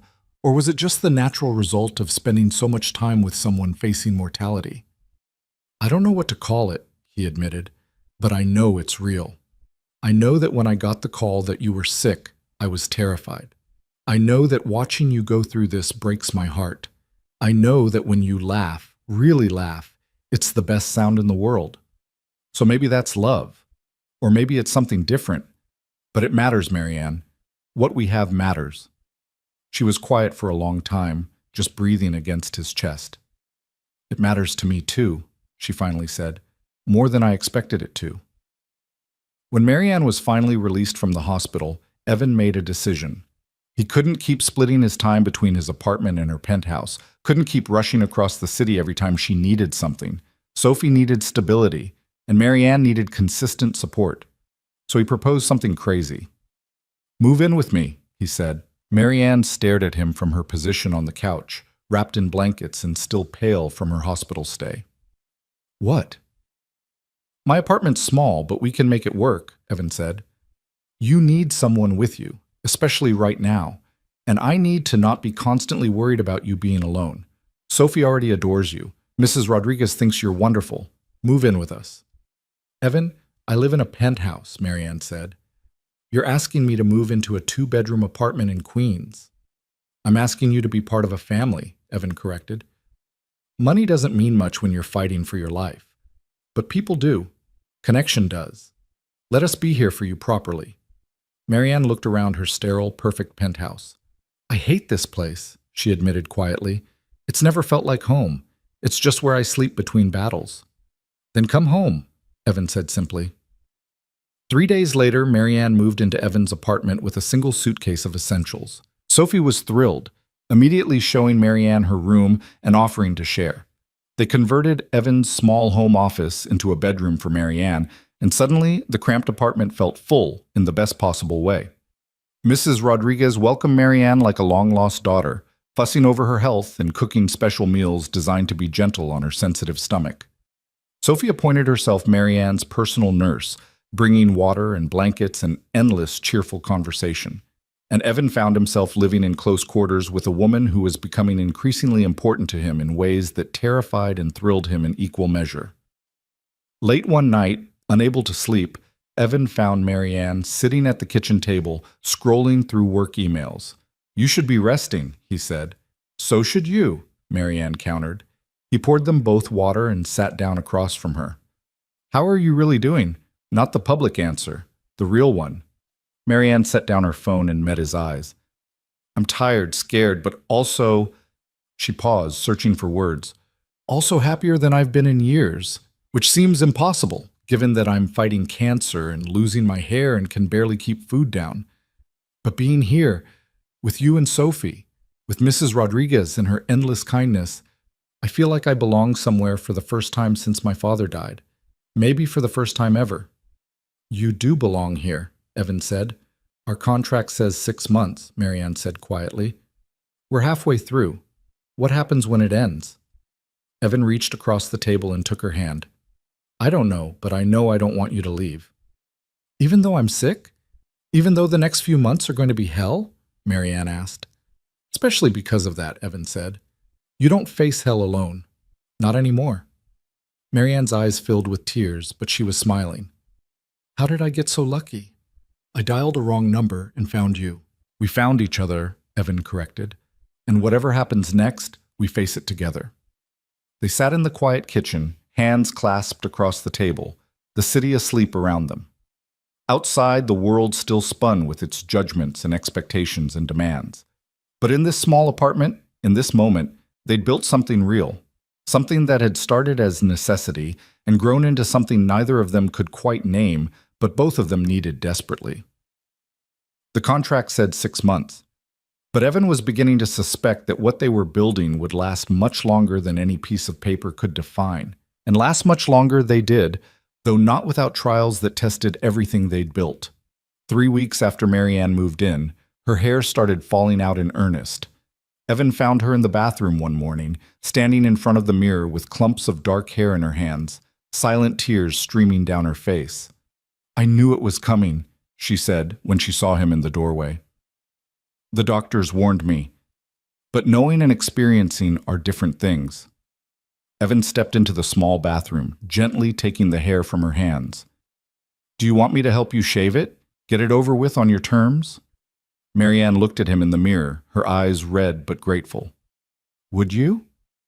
So they sat in the bathroom while Evan carefully buzzed away what remained of her hair, Sophie watching solemnly from the doorway.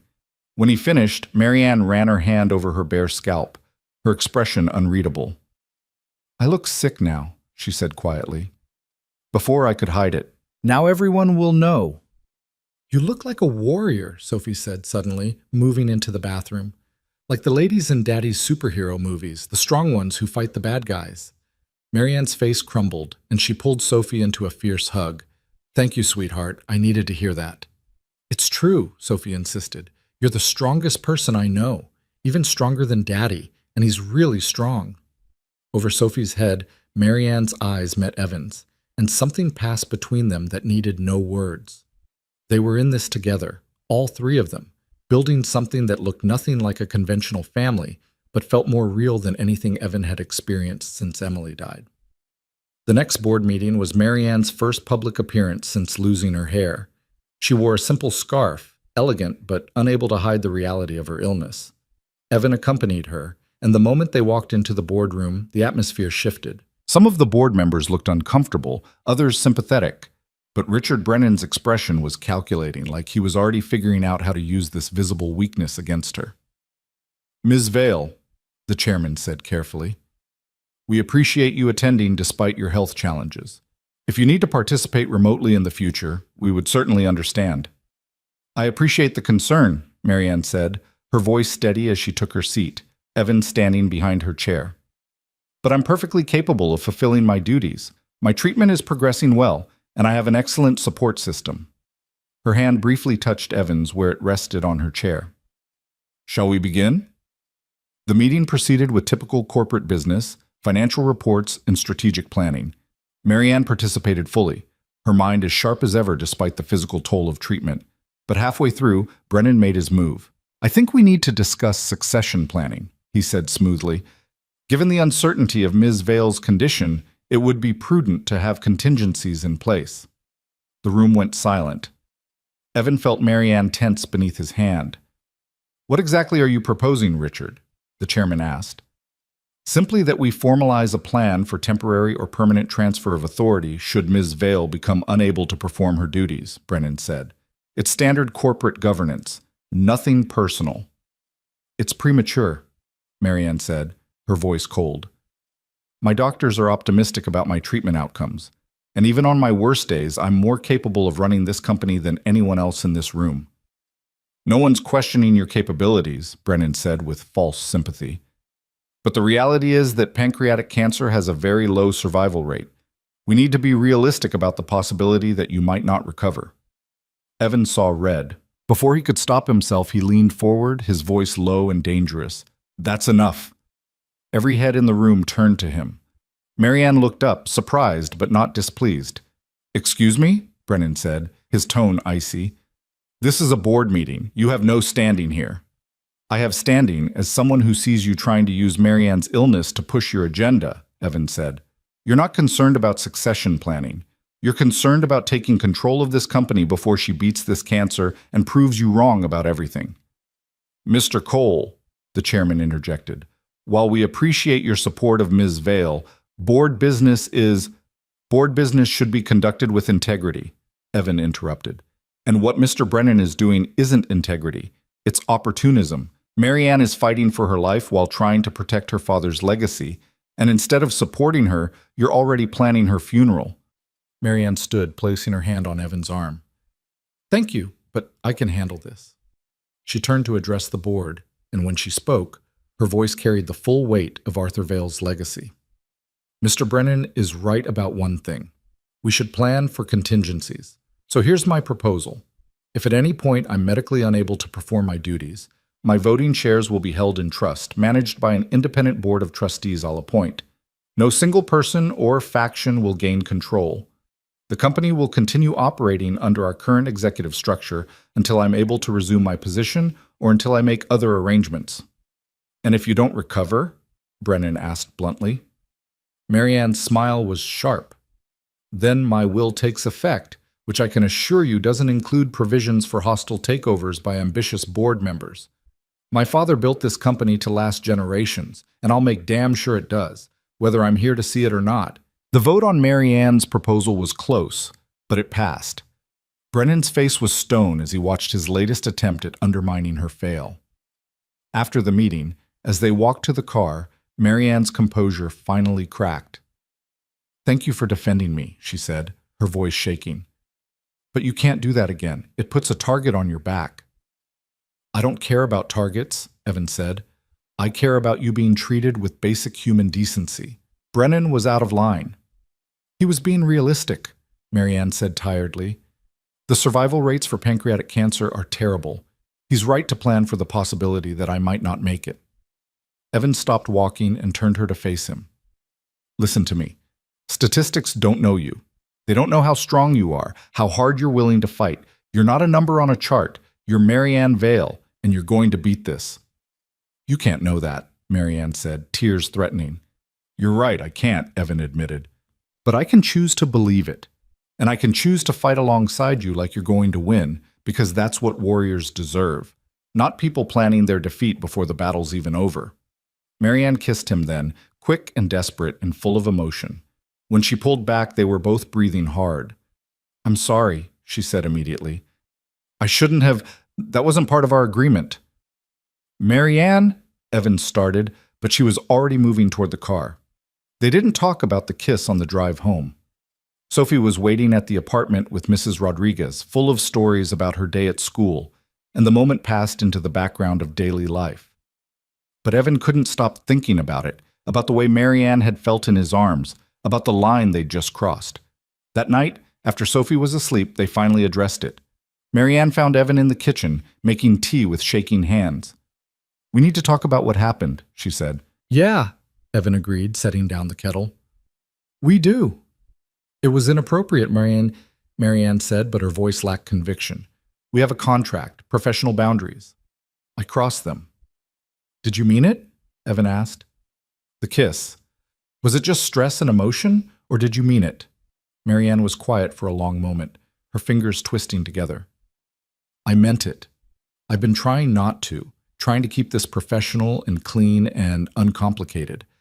But somewhere along the way, I fell for you, for your kindness and your integrity, and the way you make Sophie laugh, and the way you hold my hand during chemo, and the way you see me as a person instead of a diagnosis or a dollar sign." Evan's heart was hammering in his chest. "I think I'm falling for you too.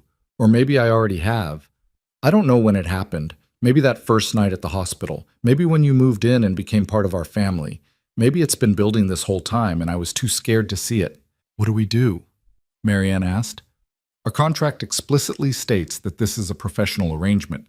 If we change that, it changes everything." "Then we change everything," Evan said. "We tear up the contract. We stop pretending this is just business. We acknowledge what's actually happening here." "But the money," Marianne protested. "You need it for Sophie. If we end the contract, we renegotiate," Evan interrupted. "Not as employer and employee, as partners, real partners. We figure out what's fair and what works for both of us without the pretense of this being a job." Marianne moved closer, her eyes searching his face. "Are you sure? Once we cross this line, we can't go back. And I'm still sick. I might get sicker. The treatment might not work. You could be signing up for—" Evan pulled her into his arms, cutting off her protests. "I'm already signed up for all of that. I have been since the moment I walked into your hospital room. The only difference is now we're being honest about what this really is." "And what is it?" Marianne asked, her voice muffled against his chest. "I don't know exactly," Evan admitted. "But it feels a lot like love. Messy, complicated, inconvenient love. But love nonetheless." Marianne pulled back to look at him, tears streaming down her face. "I love you too. I didn't want to. I tried not to. But I do." They kissed again, slower this time, deliberate and sure. When they finally broke apart, Marianne was smiling through her tears. "So what now?" she asked. "Now we call Sarah and rip up that contract," Evan said, "and we figure out the rest as we go." The next morning, they met with Sarah Chen in her office. The lawyer listened to their request with raised eyebrows but professional composure. "You want to terminate your contract and replace it with what exactly?" Sarah asked. "Nothing," Marianne said. "Or rather, something personal instead of professional. We want to end the employment arrangement and just be together, as a couple, properly." Sarah leaned back in her chair, studying them both. "You understand that this opens you up to different legal vulnerabilities? Without the contract, there's no clear delineation of financial arrangements, no protection if things go south." "We'll figure it out," Evan said. "We trust each other." "Trust is wonderful," Sarah said dryly, "but it's not legally binding. I'd recommend at minimum a cohabitation agreement, especially given that you're living together with a minor child involved." They spent the next 2 hours working through the practical details. The money Evan had already been paid was his, no strings attached. The education trust for Sophie would remain in place regardless of what happened between them. Marianne would contribute to household expenses proportional to her means, but there would be no formal employment relationship. When they finally signed the termination of their original contract, Evan felt like a weight had been lifted. They were free now to be whatever they were becoming, without the shadow of financial arrangement hanging over them. But their newfound honesty came with immediate challenges. That evening, Evan had to explain to Sophie that his relationship with Marianne had changed. "We're not just friends anymore, sweetheart," he said carefully.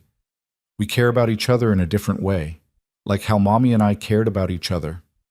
Sophie looked between them, her young face serious. "Are you going to get married?" The question caught them both off guard. "We're not thinking that far ahead," Marianne said gently. "Right now, we're just focusing on my treatment and being a family together." "But you love each other?" Sophie pressed. "Yes," Evan confirmed, "we do." Sophie considered this, then nodded decisively. "Okay, but Marianne, you have to promise not to die. Daddy was really sad when Mommy died, and I don't want him to be that sad again." Marianne's eyes filled with tears. She knelt down to Sophie's level, taking the little girl's hands. "I can't promise I won't die, sweetheart. Nobody can promise that. But I can promise that I'm fighting as hard as I can to stay here with you and your daddy. And whatever happens, I'll always love you both. Okay?" Sophie hugged her fiercely. "Okay, but fight really hard." "I will," Marianne promised. The next few weeks were simultaneously the hardest and the best of Evan's life. Marianne's treatment intensified, and there were days when she was too weak to leave her room. But there were also moments of profound beauty. Sophie reading to Marianne while she rested, Mrs. Rodriguez teaching Marianne to make her grandmother's soup, the three of them watching movies together on the couch, Sophie nestled between them. Evan fell deeper in love with every passing day. With Marianne's courage in the face of impossible odds, with her sharp wit even when she felt terrible, with the way she'd embraced Sophie and Mrs. Rodriguez and his entire modest life without a hint of condescension or regret about leaving her penthouse behind. But the specter of her illness was always there, a shadow over every happy moment. And as her treatment progressed, a new crisis emerged. The scans showed the tumor had shrunk, but not enough for surgery. Dr. Okonkwo recommended a more aggressive chemotherapy protocol, one that would push Marianne's body to its absolute limits. "The side effects will be severe," Dr. Okonkwo warned in her office, Evan sitting beside Marianne. "Extreme fatigue, nausea, possible organ damage. But it's our best chance at getting the tumor small enough to operate on." "And if we don't do it?" Marianne asked. "Then we continue with the current protocol and hope for the best," Dr. Okonkwo said. "But I won't lie to you. Without surgery, your long-term prognosis isn't good." Marianne looked at Evan, fear and determination warring in her eyes. "What do you think?" "I think it's your body and your choice," Evan said carefully. "But I also think you're one of the strongest people I've ever met. And if anyone can handle the aggressive protocol, it's you." "Will you be there?" Marianne asked. "Through all of it?" Evan took her hand, every step of the way. The new treatment started the following week, and it was brutal. Marianne spent more time in the hospital than at home, her body ravaged by the powerful drugs designed to kill the cancer before they killed her. There were moments when Evan wondered if they'd made the right choice, if they were putting her through hell for nothing. But Marianne never wavered. Even on her worst days, when she could barely lift her head, she insisted they'd made the right call. "I'm not giving up," she told Evan during one particularly terrible night. "I have too much to live for now, you and Sophie and the life we're building. I'm not letting cancer take that away." Richard Brennan, predictably, tried to use Marianne's worsening condition to his advantage. He called another board meeting, again raising the issue of succession planning. But this time, the other board members pushed back. "Mr. Brennan, we understand your concerns," the chairman said firmly. "But Ms. Vale has put measures in place. Her condition, while serious, has not impaired her judgment or her ability to make strategic decisions for the company. Unless you have evidence to the contrary, I suggest we table this discussion." Brennan's frustration was palpable, but he was outvoted. After the meeting, the chairman pulled Marianne aside. "I want you to know that the board stands with you," he said quietly. "Not all of us, clearly, but most of us. Your father would be proud of how you're handling this." The words meant more to Marianne than Evan had expected. She cried in the car afterward, not from sadness, but from relief. "I've been so afraid of failing him," she admitted, "of letting the company fall apart because I wasn't strong enough, or smart enough, or healthy enough." "You haven't failed anyone," Evan assured her. "You're fighting on two fronts and winning on both. That's not failure. That's extraordinary." 3 months into the aggressive treatment, they got the news they'd been desperately hoping for. The tumor had shrunk enough that surgery was now possible. Dr. Okonkwo scheduled it for 2 weeks out, giving Marianne time to build up her strength. The night before the surgery, Marianne couldn't sleep. Evan found her sitting at the kitchen table at 2 a.m, staring into space. "Talk to me," he said, sitting down beside her. "I'm terrified," Marianne admitted. "The surgery is risky. Pancreatic surgery always is. There's a real chance I won't wake up." "Then we make tonight count," Evan said. "We don't waste it on fear." He pulled her to her feet and held her close, swaying gently even though there was no music. They danced in the quiet kitchen, the city sleeping around them, holding each other like they could keep mortality at bay through sheer force of will. "If something happens tomorrow," Marianne said quietly, "I need you to know that these past months have been the happiest of my life. You and Sophie gave me something I never thought I'd have. A real family. A home. Love that wasn't transactional or conditional, just pure and real and wonderful." "Nothing's going to happen," Evan said fiercely. "You're going to wake up from surgery, and you're going to recover, and we're going to have years together. Decades." "Promise me something," Marianne said. "If I don't make it, promise you'll keep living, that you won't let grief destroy you the way it almost did after Emily, that you'll be happy." Evan pulled back to look at her. "I'm not making that promise because you're going to be fine. But I'll tell you this. You've taught me that it's possible to love again after loss. That opening your heart, even when it's terrifying, is worth it. So if the worst happens, I'll honor that lesson. I'll keep living and loving and being present for Sophie. But Marianne, you need to fight tomorrow. You need to come back to us." "I will," Marianne promised. "I'll fight like hell." The surgery was scheduled for 7 a.m. Evan, Sophie, and Mrs. Rodriguez arrived at the hospital at 5, all of them wanting to be there when Marianne went in. Sophie had made a card covered in glitter and drawings of superheroes, which she presented to Marianne solemnly. "For strength," Sophie explained. "All the strongest heroes are on there. Even you. I drew you right in the middle." Marianne hugged Sophie tight, tears streaming down her face. "Thank you, sweetheart. I'll keep it with me." When they came to take Marianne to pre-op, she kissed Sophie's forehead, hugged Mrs. Rodriguez, and then turned to Evan. He walked with her as far as they'd let him, their hands clasped tight. "I love you," Marianne said at the doors to the surgical wing. "In case I don't get to say it again, I love you so much." "You'll say it again," Evan said, kissing her deeply. "In a few hours, when you wake up, you'll say it again. And then every day after that for the rest of our lives." "The rest of our lives," Marianne repeated. "I like the sound of that." And then she was gone, wheeled through doors Evan couldn't follow beyond, leaving him in the waiting room with Sophie and Mrs. Rodriguez and 6 hours of agonizing uncertainty ahead. The surgery was supposed to take 4 hours. At hour 5, Evan was pacing like a caged animal, his medical knowledge providing too many terrible reasons for the delay. At hour 6, he was ready to storm the surgical wing and demand answers.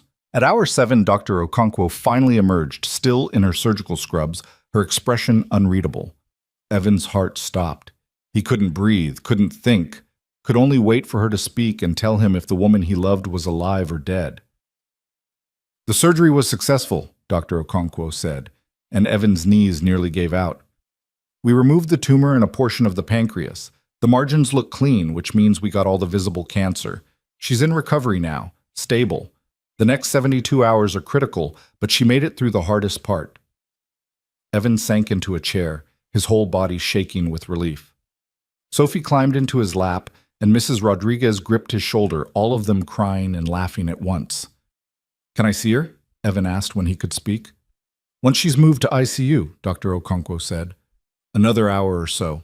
But Mr. Cole, I have to be honest with you. She's not out of the woods yet. Post-surgical complications are common, especially with a patient who's been through as much chemotherapy as she has.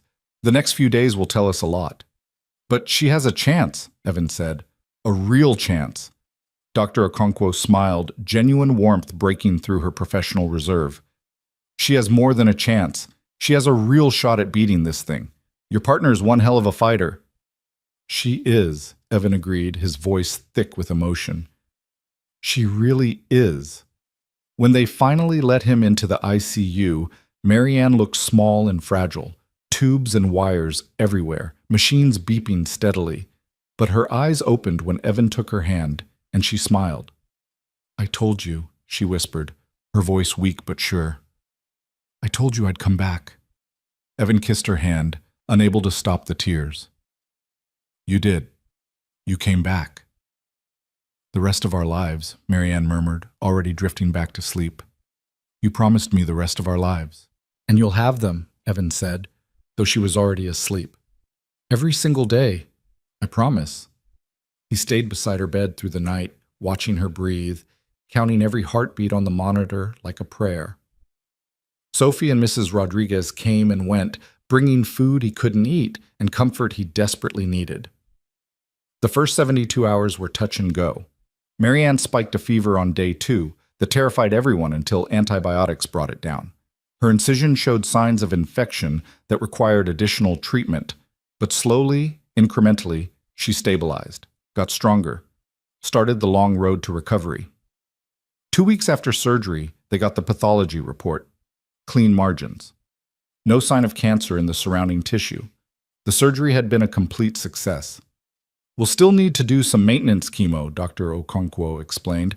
"Make sure we got any rogue cells, but Marianne, you beat it. You actually beat it." Marianne looked at Evan, her eyes full of wonder and disbelief and overwhelming joy. "I beat it." "You beat it," Evan confirmed, pulling her into his arms as carefully as he could manage. "You magnificent, stubborn, incredible woman. You beat it." They cried together, holding each other while the weight of months of fear and fighting finally lifted. It wasn't over yet, wouldn't be over for a while. But they'd won the biggest battle. Everything else was just cleanup. That night, Marianne asked the question Evan had been waiting for. "Now what?" she said. "We've been in survival mode for so long, fighting the cancer, fighting the board, just trying to get through each day, but now I might actually have a future. What do we do with it?" Evan took her hand, thinking about the journey that had brought them here. A wrong number, a stranger's fear, a contract that had become so much more. 2 broken people who'd found each other in the darkness and chosen to fight toward the light together. "Now," Evan said, "we figure out what the rest of our lives actually looks like. Together." Figuring out the rest of their lives turned out to be more complicated than either of them had anticipated.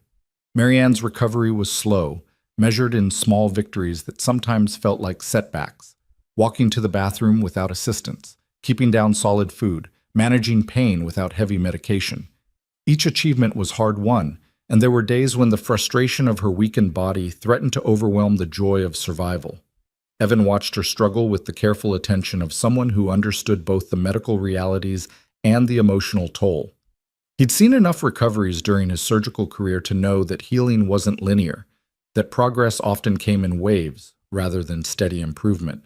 But knowing it intellectually and living it with someone he loved were entirely different experiences. "I should be better by now," Marianne said one afternoon, 3 weeks post-surgery. She was sitting on the couch, exhausted from the simple act of walking around the apartment. "I beat cancer. I should feel victorious. Instead, I feel like I got hit by a truck." "You had major surgery," Evan reminded her gently, sitting beside her and pulling her feet into his lap to massage them. "Your body needs time to heal. You can't rush this." "I've never been good at patience," Marianne admitted. "There's so much I need to do. The company needs me. I have board meetings to attend, decisions to make. I can't just sit here being weak." Sophie looked up from her homework at the kitchen table. "But you're not weak. You're healing. That's what Daddy says. Healing is hard work." Marianne's expression softened. "Your daddy is very wise." "He is," Sophie agreed matter-of-factly, "and he says you have to rest or you'll make yourself sick again, so you should listen."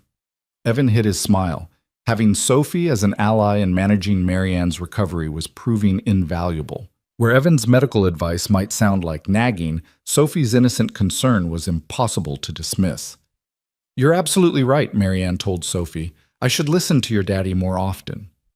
"You should listen to him about other stuff too," Sophie said, returning to her homework with the casual wisdom that came from being 7 and seeing the world in simple terms.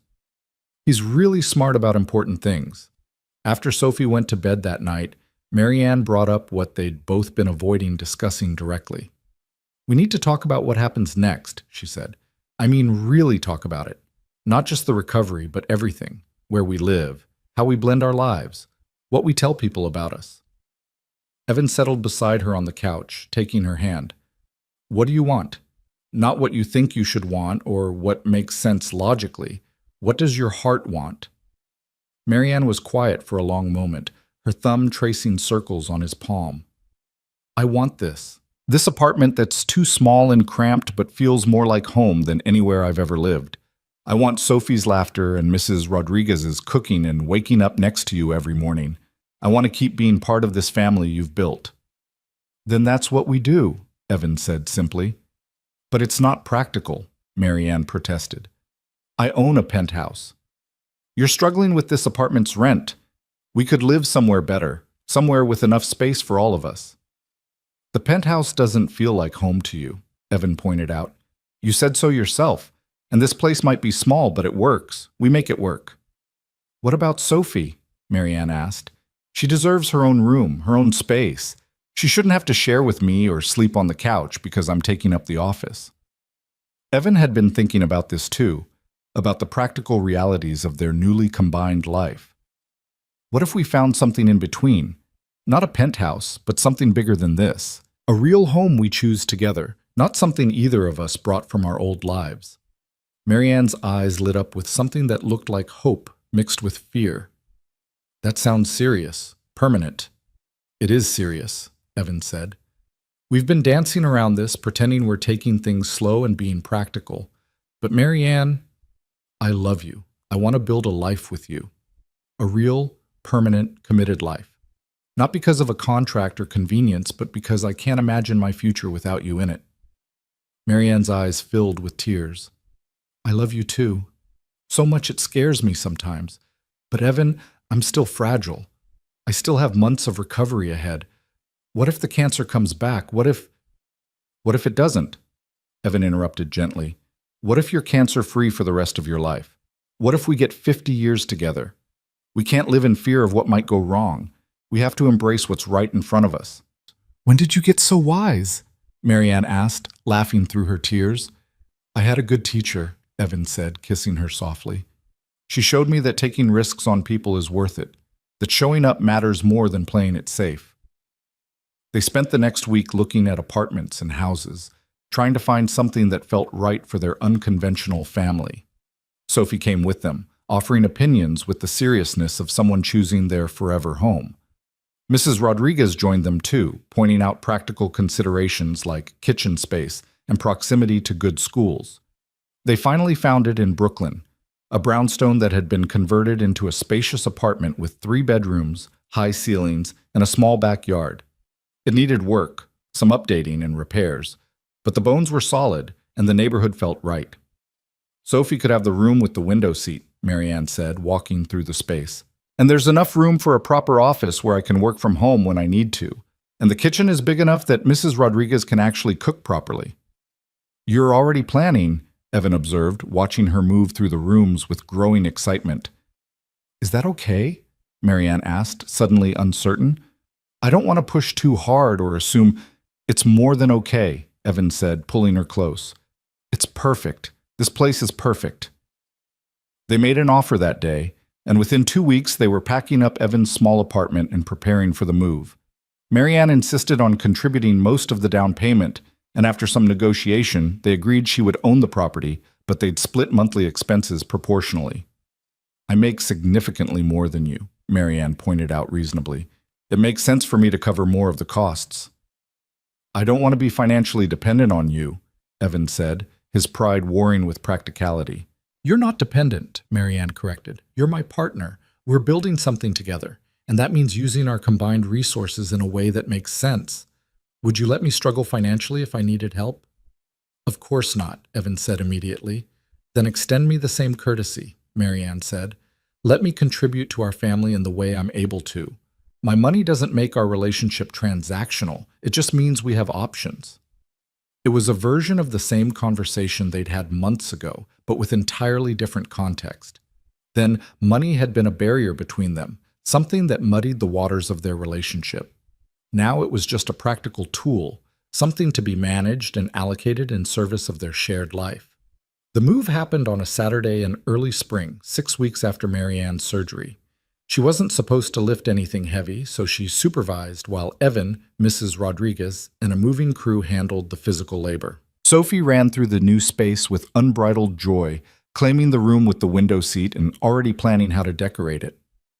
This is really happening, Marianne said to Evan as they stood in their new living room, boxes stacked everywhere, sunlight streaming through the large windows. We're actually doing this. We are, Evan confirmed, wrapping his arms around her from behind. Are you having second thoughts? Not even a little, Marianne said, leaning back against him. I'm just amazed that this is my life now. 6 months ago, I was alone in a hospital room, terrified and convinced I was going to die with nothing but money and a media empire to show for my existence. And now I have this: a home, a family, love. You deserve it all, Evan said. You've always deserved it. That night, after Sophie was asleep in her new room and the last of the boxes were unpacked, Evan and Marianne sat on their new couch, a compromise between Marianne's expensive taste and Evan's practical sensibilities, and just breathed. I need to tell you something, Marianne said, her voice tentative. I got my latest scan results yesterday. Evan's heart stuttered. And? Still clear, Marianne said, her smile breaking like sunrise. No sign of cancer. Dr. Okonkwo said if the next 3 scans stay clear, we can start thinking of me as in remission. Evan pulled her into his arms, relief washing through him so powerfully it made him dizzy. That's incredible. Why didn't you tell me immediately? Because I wanted to tell you here, Marianne said. In our home. The start of our new life together. It felt right to share the good news in a place that represents our future instead of our past. The next challenge came from an unexpected direction. 2 weeks after they moved in, Richard Brennan made one final play for control of Vale Media Group. He'd assembled a coalition of shareholders and was calling for a vote of no confidence in Marianne's leadership, citing her extended absence during treatment as evidence of her inability to manage the company. Marianne got the news during a routine check-in with her executive team, and Evan watched the color drain from her face as she listened to the details. He's waited until I'm recovering, until I'm vulnerable, she said after hanging up. He thinks I'm too weak to fight back. Are you? Evan asked, not as a challenge, but as a genuine question. Be honest with yourself. Are you strong enough to take him on right now? Marianne looked at him, and he could see her doing the calculation, weighing her health against her father's legacy, measuring her strength against her determination. I don't know, she admitted, but I have to try. If I let him win now, everything I fought for, everything my father built, it'll be gone. Then we fight, Evan said. But we do it smart. We use every resource you have. We don't let him bully you into overextending yourself." They spent the next week preparing. Marianne called in favors from loyal shareholders, worked with her legal team to counter Brennan's arguments, and prepared a presentation that would prove her continued competence despite her health challenges. Evan watched her work with a mixture of admiration and concern. She was stronger than she'd been weeks ago, but still fragile in ways that worried him. The stress was taking its toll, evidenced by the exhaustion in her eyes and the way she moved more carefully, like her body was reminding her it was still healing. The night before the shareholder vote, Marianne had a moment of doubt. She found Evan in the kitchen, making tea at midnight because neither of them could sleep. "What if I'm not enough?" she asked quietly. "What if I've put everything into this fight and I still lose?" Evan set down the kettle and took her hands. "Then you lose knowing you fought with everything you had. And we figure out what comes next together. The company doesn't define you, Marianne. It's part of your legacy, but it's not all of who you are." "It's all I have of my father," Marianne said, her voice breaking. "If I lose it, I lose the last piece of him." "That's not true," Evan said firmly. "You carry your father with you in everything you do, your integrity, your determination, your refusal to back down from bullies. That's his legacy, and Brennan can't take that away no matter what happens tomorrow." Marianne collapsed against him, crying the tears she'd been holding back for days. Evan held her, letting her release the fear and frustration and overwhelming pressure of fighting battles that never seemed to end. When she finally pulled back, her eyes were red but clearer. "Thank you for always knowing what I need to hear." "That's what partners do," Evan said, echoing the promise they'd made to each other months ago. The shareholder meeting was held in Vail Media Group's main conference room, packed with investors and board members and media representatives who'd caught wind of the drama. Evan sat in the back, there for support but trying to stay out of the spotlight. Brennan presented his case first, a polished argument about the need for consistent leadership and the challenges of running a media empire while managing a serious illness. He was careful not to be openly cruel, framing everything as concern for the company's future rather than personal attack. Then it was Marianne's turn.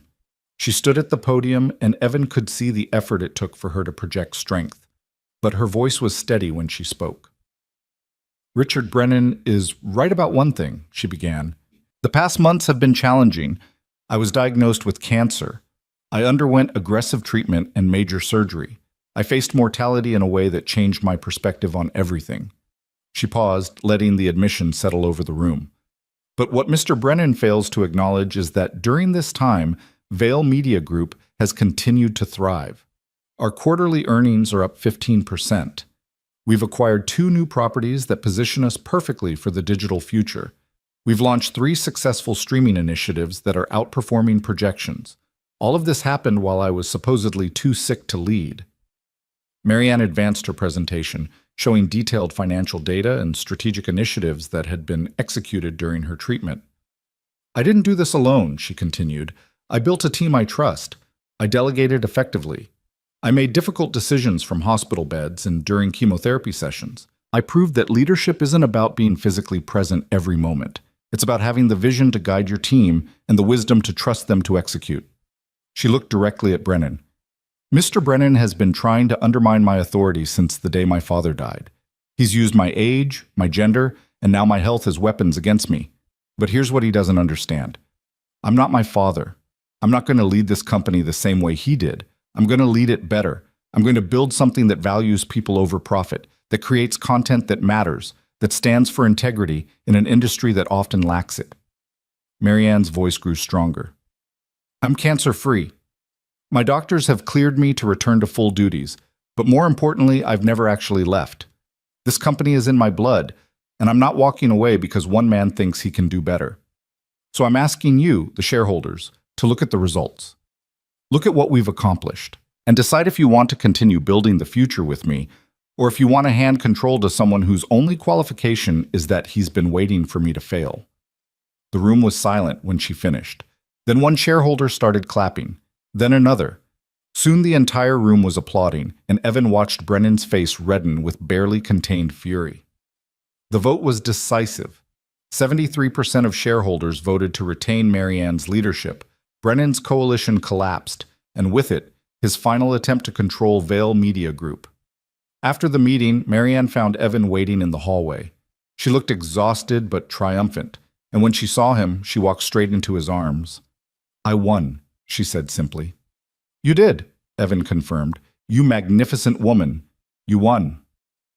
That night they celebrated quietly at home with Sophie and Mrs. Rodriguez. Nothing fancy, just takeout pizza and sparkling cider, but it felt perfect. This was their family, their chosen people, and the victory was sweeter because they shared it. After Sophie went to bed, Evan found Marianne standing in their backyard, looking up at the stars barely visible through the city's light pollution. "Penny for your thoughts," he said, wrapping his arms around her. "I'm thinking about the night I called you by mistake," Marianne said. "How terrified I was. How alone I felt. How convinced I was that I was going to die with nobody caring whether I lived or died." "And now?" Evan prompted. "Now I have everything," Marianne said, turning in his arms to face him. "I have you and Sophie. I have my health back. I have my company, and my father's legacy secured. I have a future that looks nothing like I imagined, but better than anything I could have planned." Evan kissed her softly. "So what do we do with this future?" Marianne smiled, a genuine, unguarded expression that made her look younger and freer than he'd ever seen her. "I have an idea about that, actually." She led him back inside and pulled out a folder she'd been hiding in her desk. Inside were brochures for various charities and foundations. "I want to start a foundation," Marianne explained.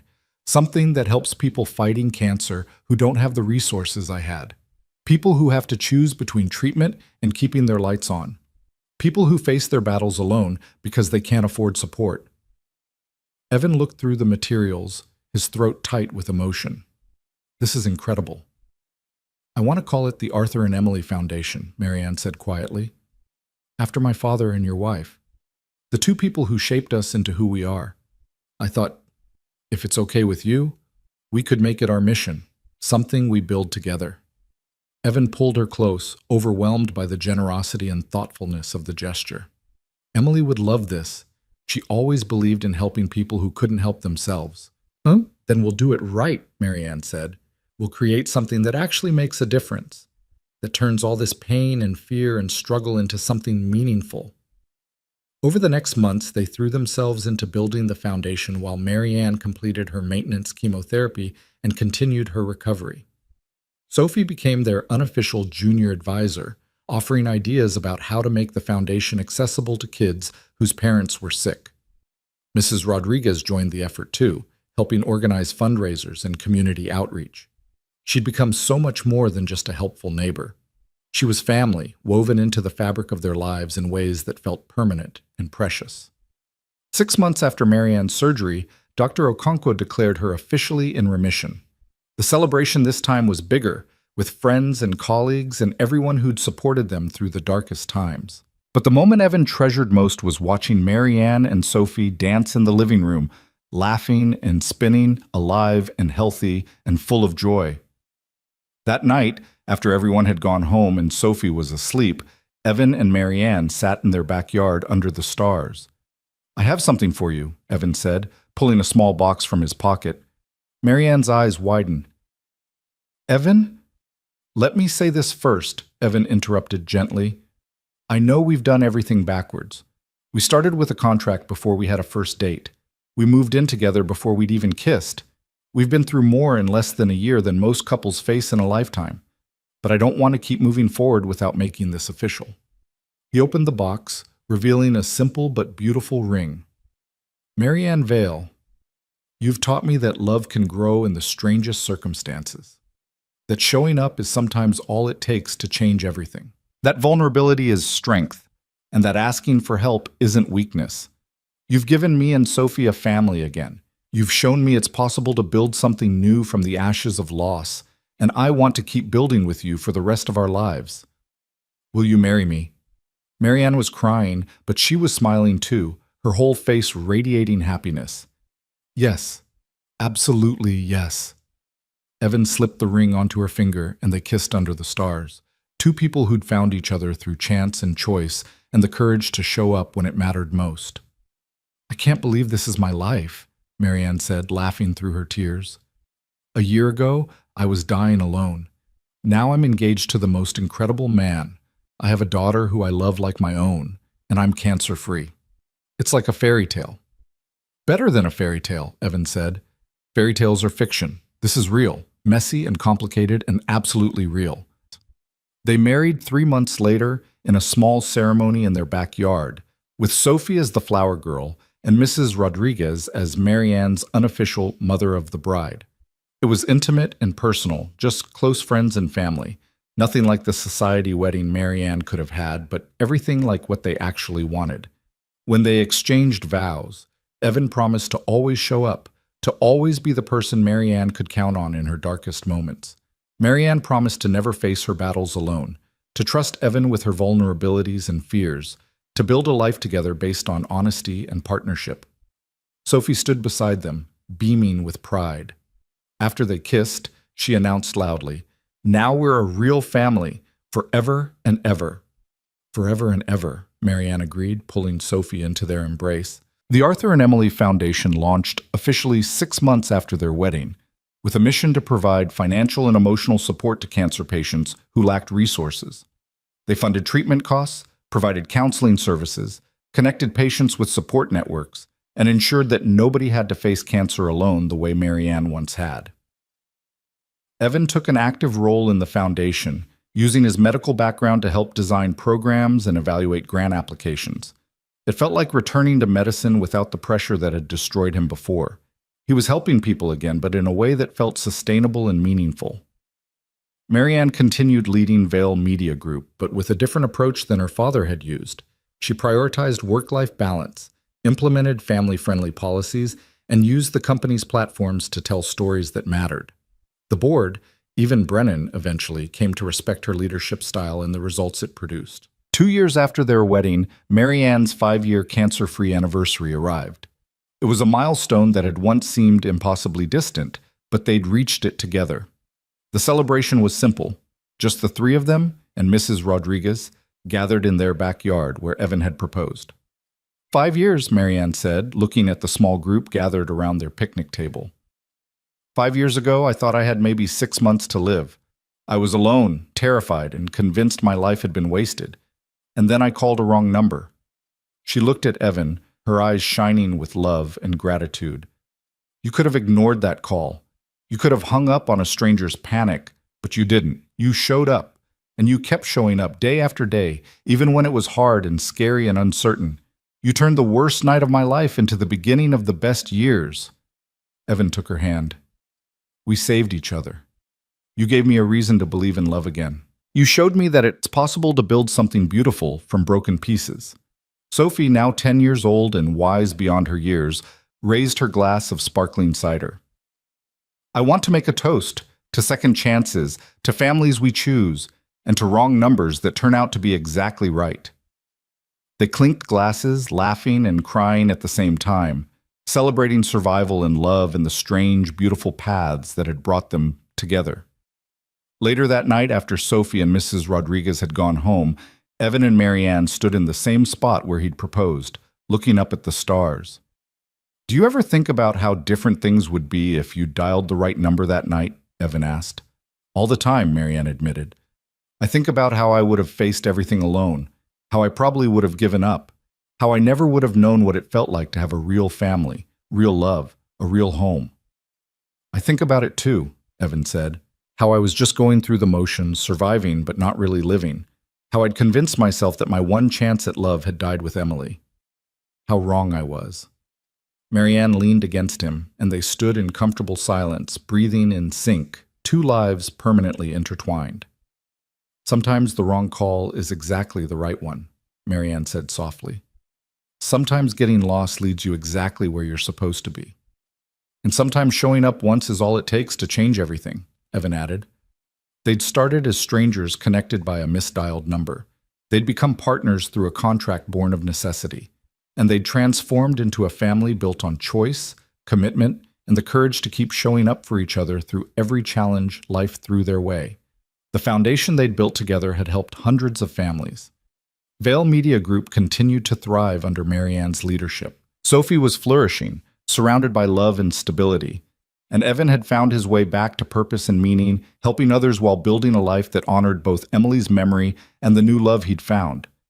5 years after that terrified phone call at 2 in the morning, Marianne was cancer-free, happily married, and living a life richer than anything money could buy. And Evan had learned that sometimes the greatest act of courage isn't holding on to the past, but being brave enough to embrace an unexpected future. They'd both made the choice to show up when it mattered most. And in doing so, they'd discovered that the wrong call at the wrong time could become the most right thing that ever happened to them. As they walked back into their home, their real home, filled with laughter and love and the beautiful chaos of chosen family, Marianne squeezed Evan's hand. "Thank you," she said simply. "For what?" Evan asked. "For answering the phone," Marianne replied. "For showing up, for staying, for loving me through the worst and celebrating with me through the best, for choosing me every single day." Evan pulled her close, kissing her forehead. "I'd make the same choice 1,000 times over. You're the best wrong number I ever answered." And there, in the doorway of the life they'd built together from hope and determination and the courage to trust in unexpected connections, they stood holding each other, grateful for every moment that had led them here. Because sometimes, the most beautiful love stories begin not with certainty, but with a stranger's desperate plea in the middle of the night. Sometimes love grows not despite hardship, but because of the strength you discover in facing it together. And sometimes, showing up for someone once is all it takes to change two lives forever. Their story had started with fear and ended with joy. It had begun with a contract and evolved into commitment. It had transformed from transaction to truth, from convenience to forever. And it all started because Evan Cole answered a call from a terrified stranger at 2 in the morning and made the simple choice to show up. Everything else, the love, the family, the future, flowed from that one decision to care about someone else's fear more than his own convenience.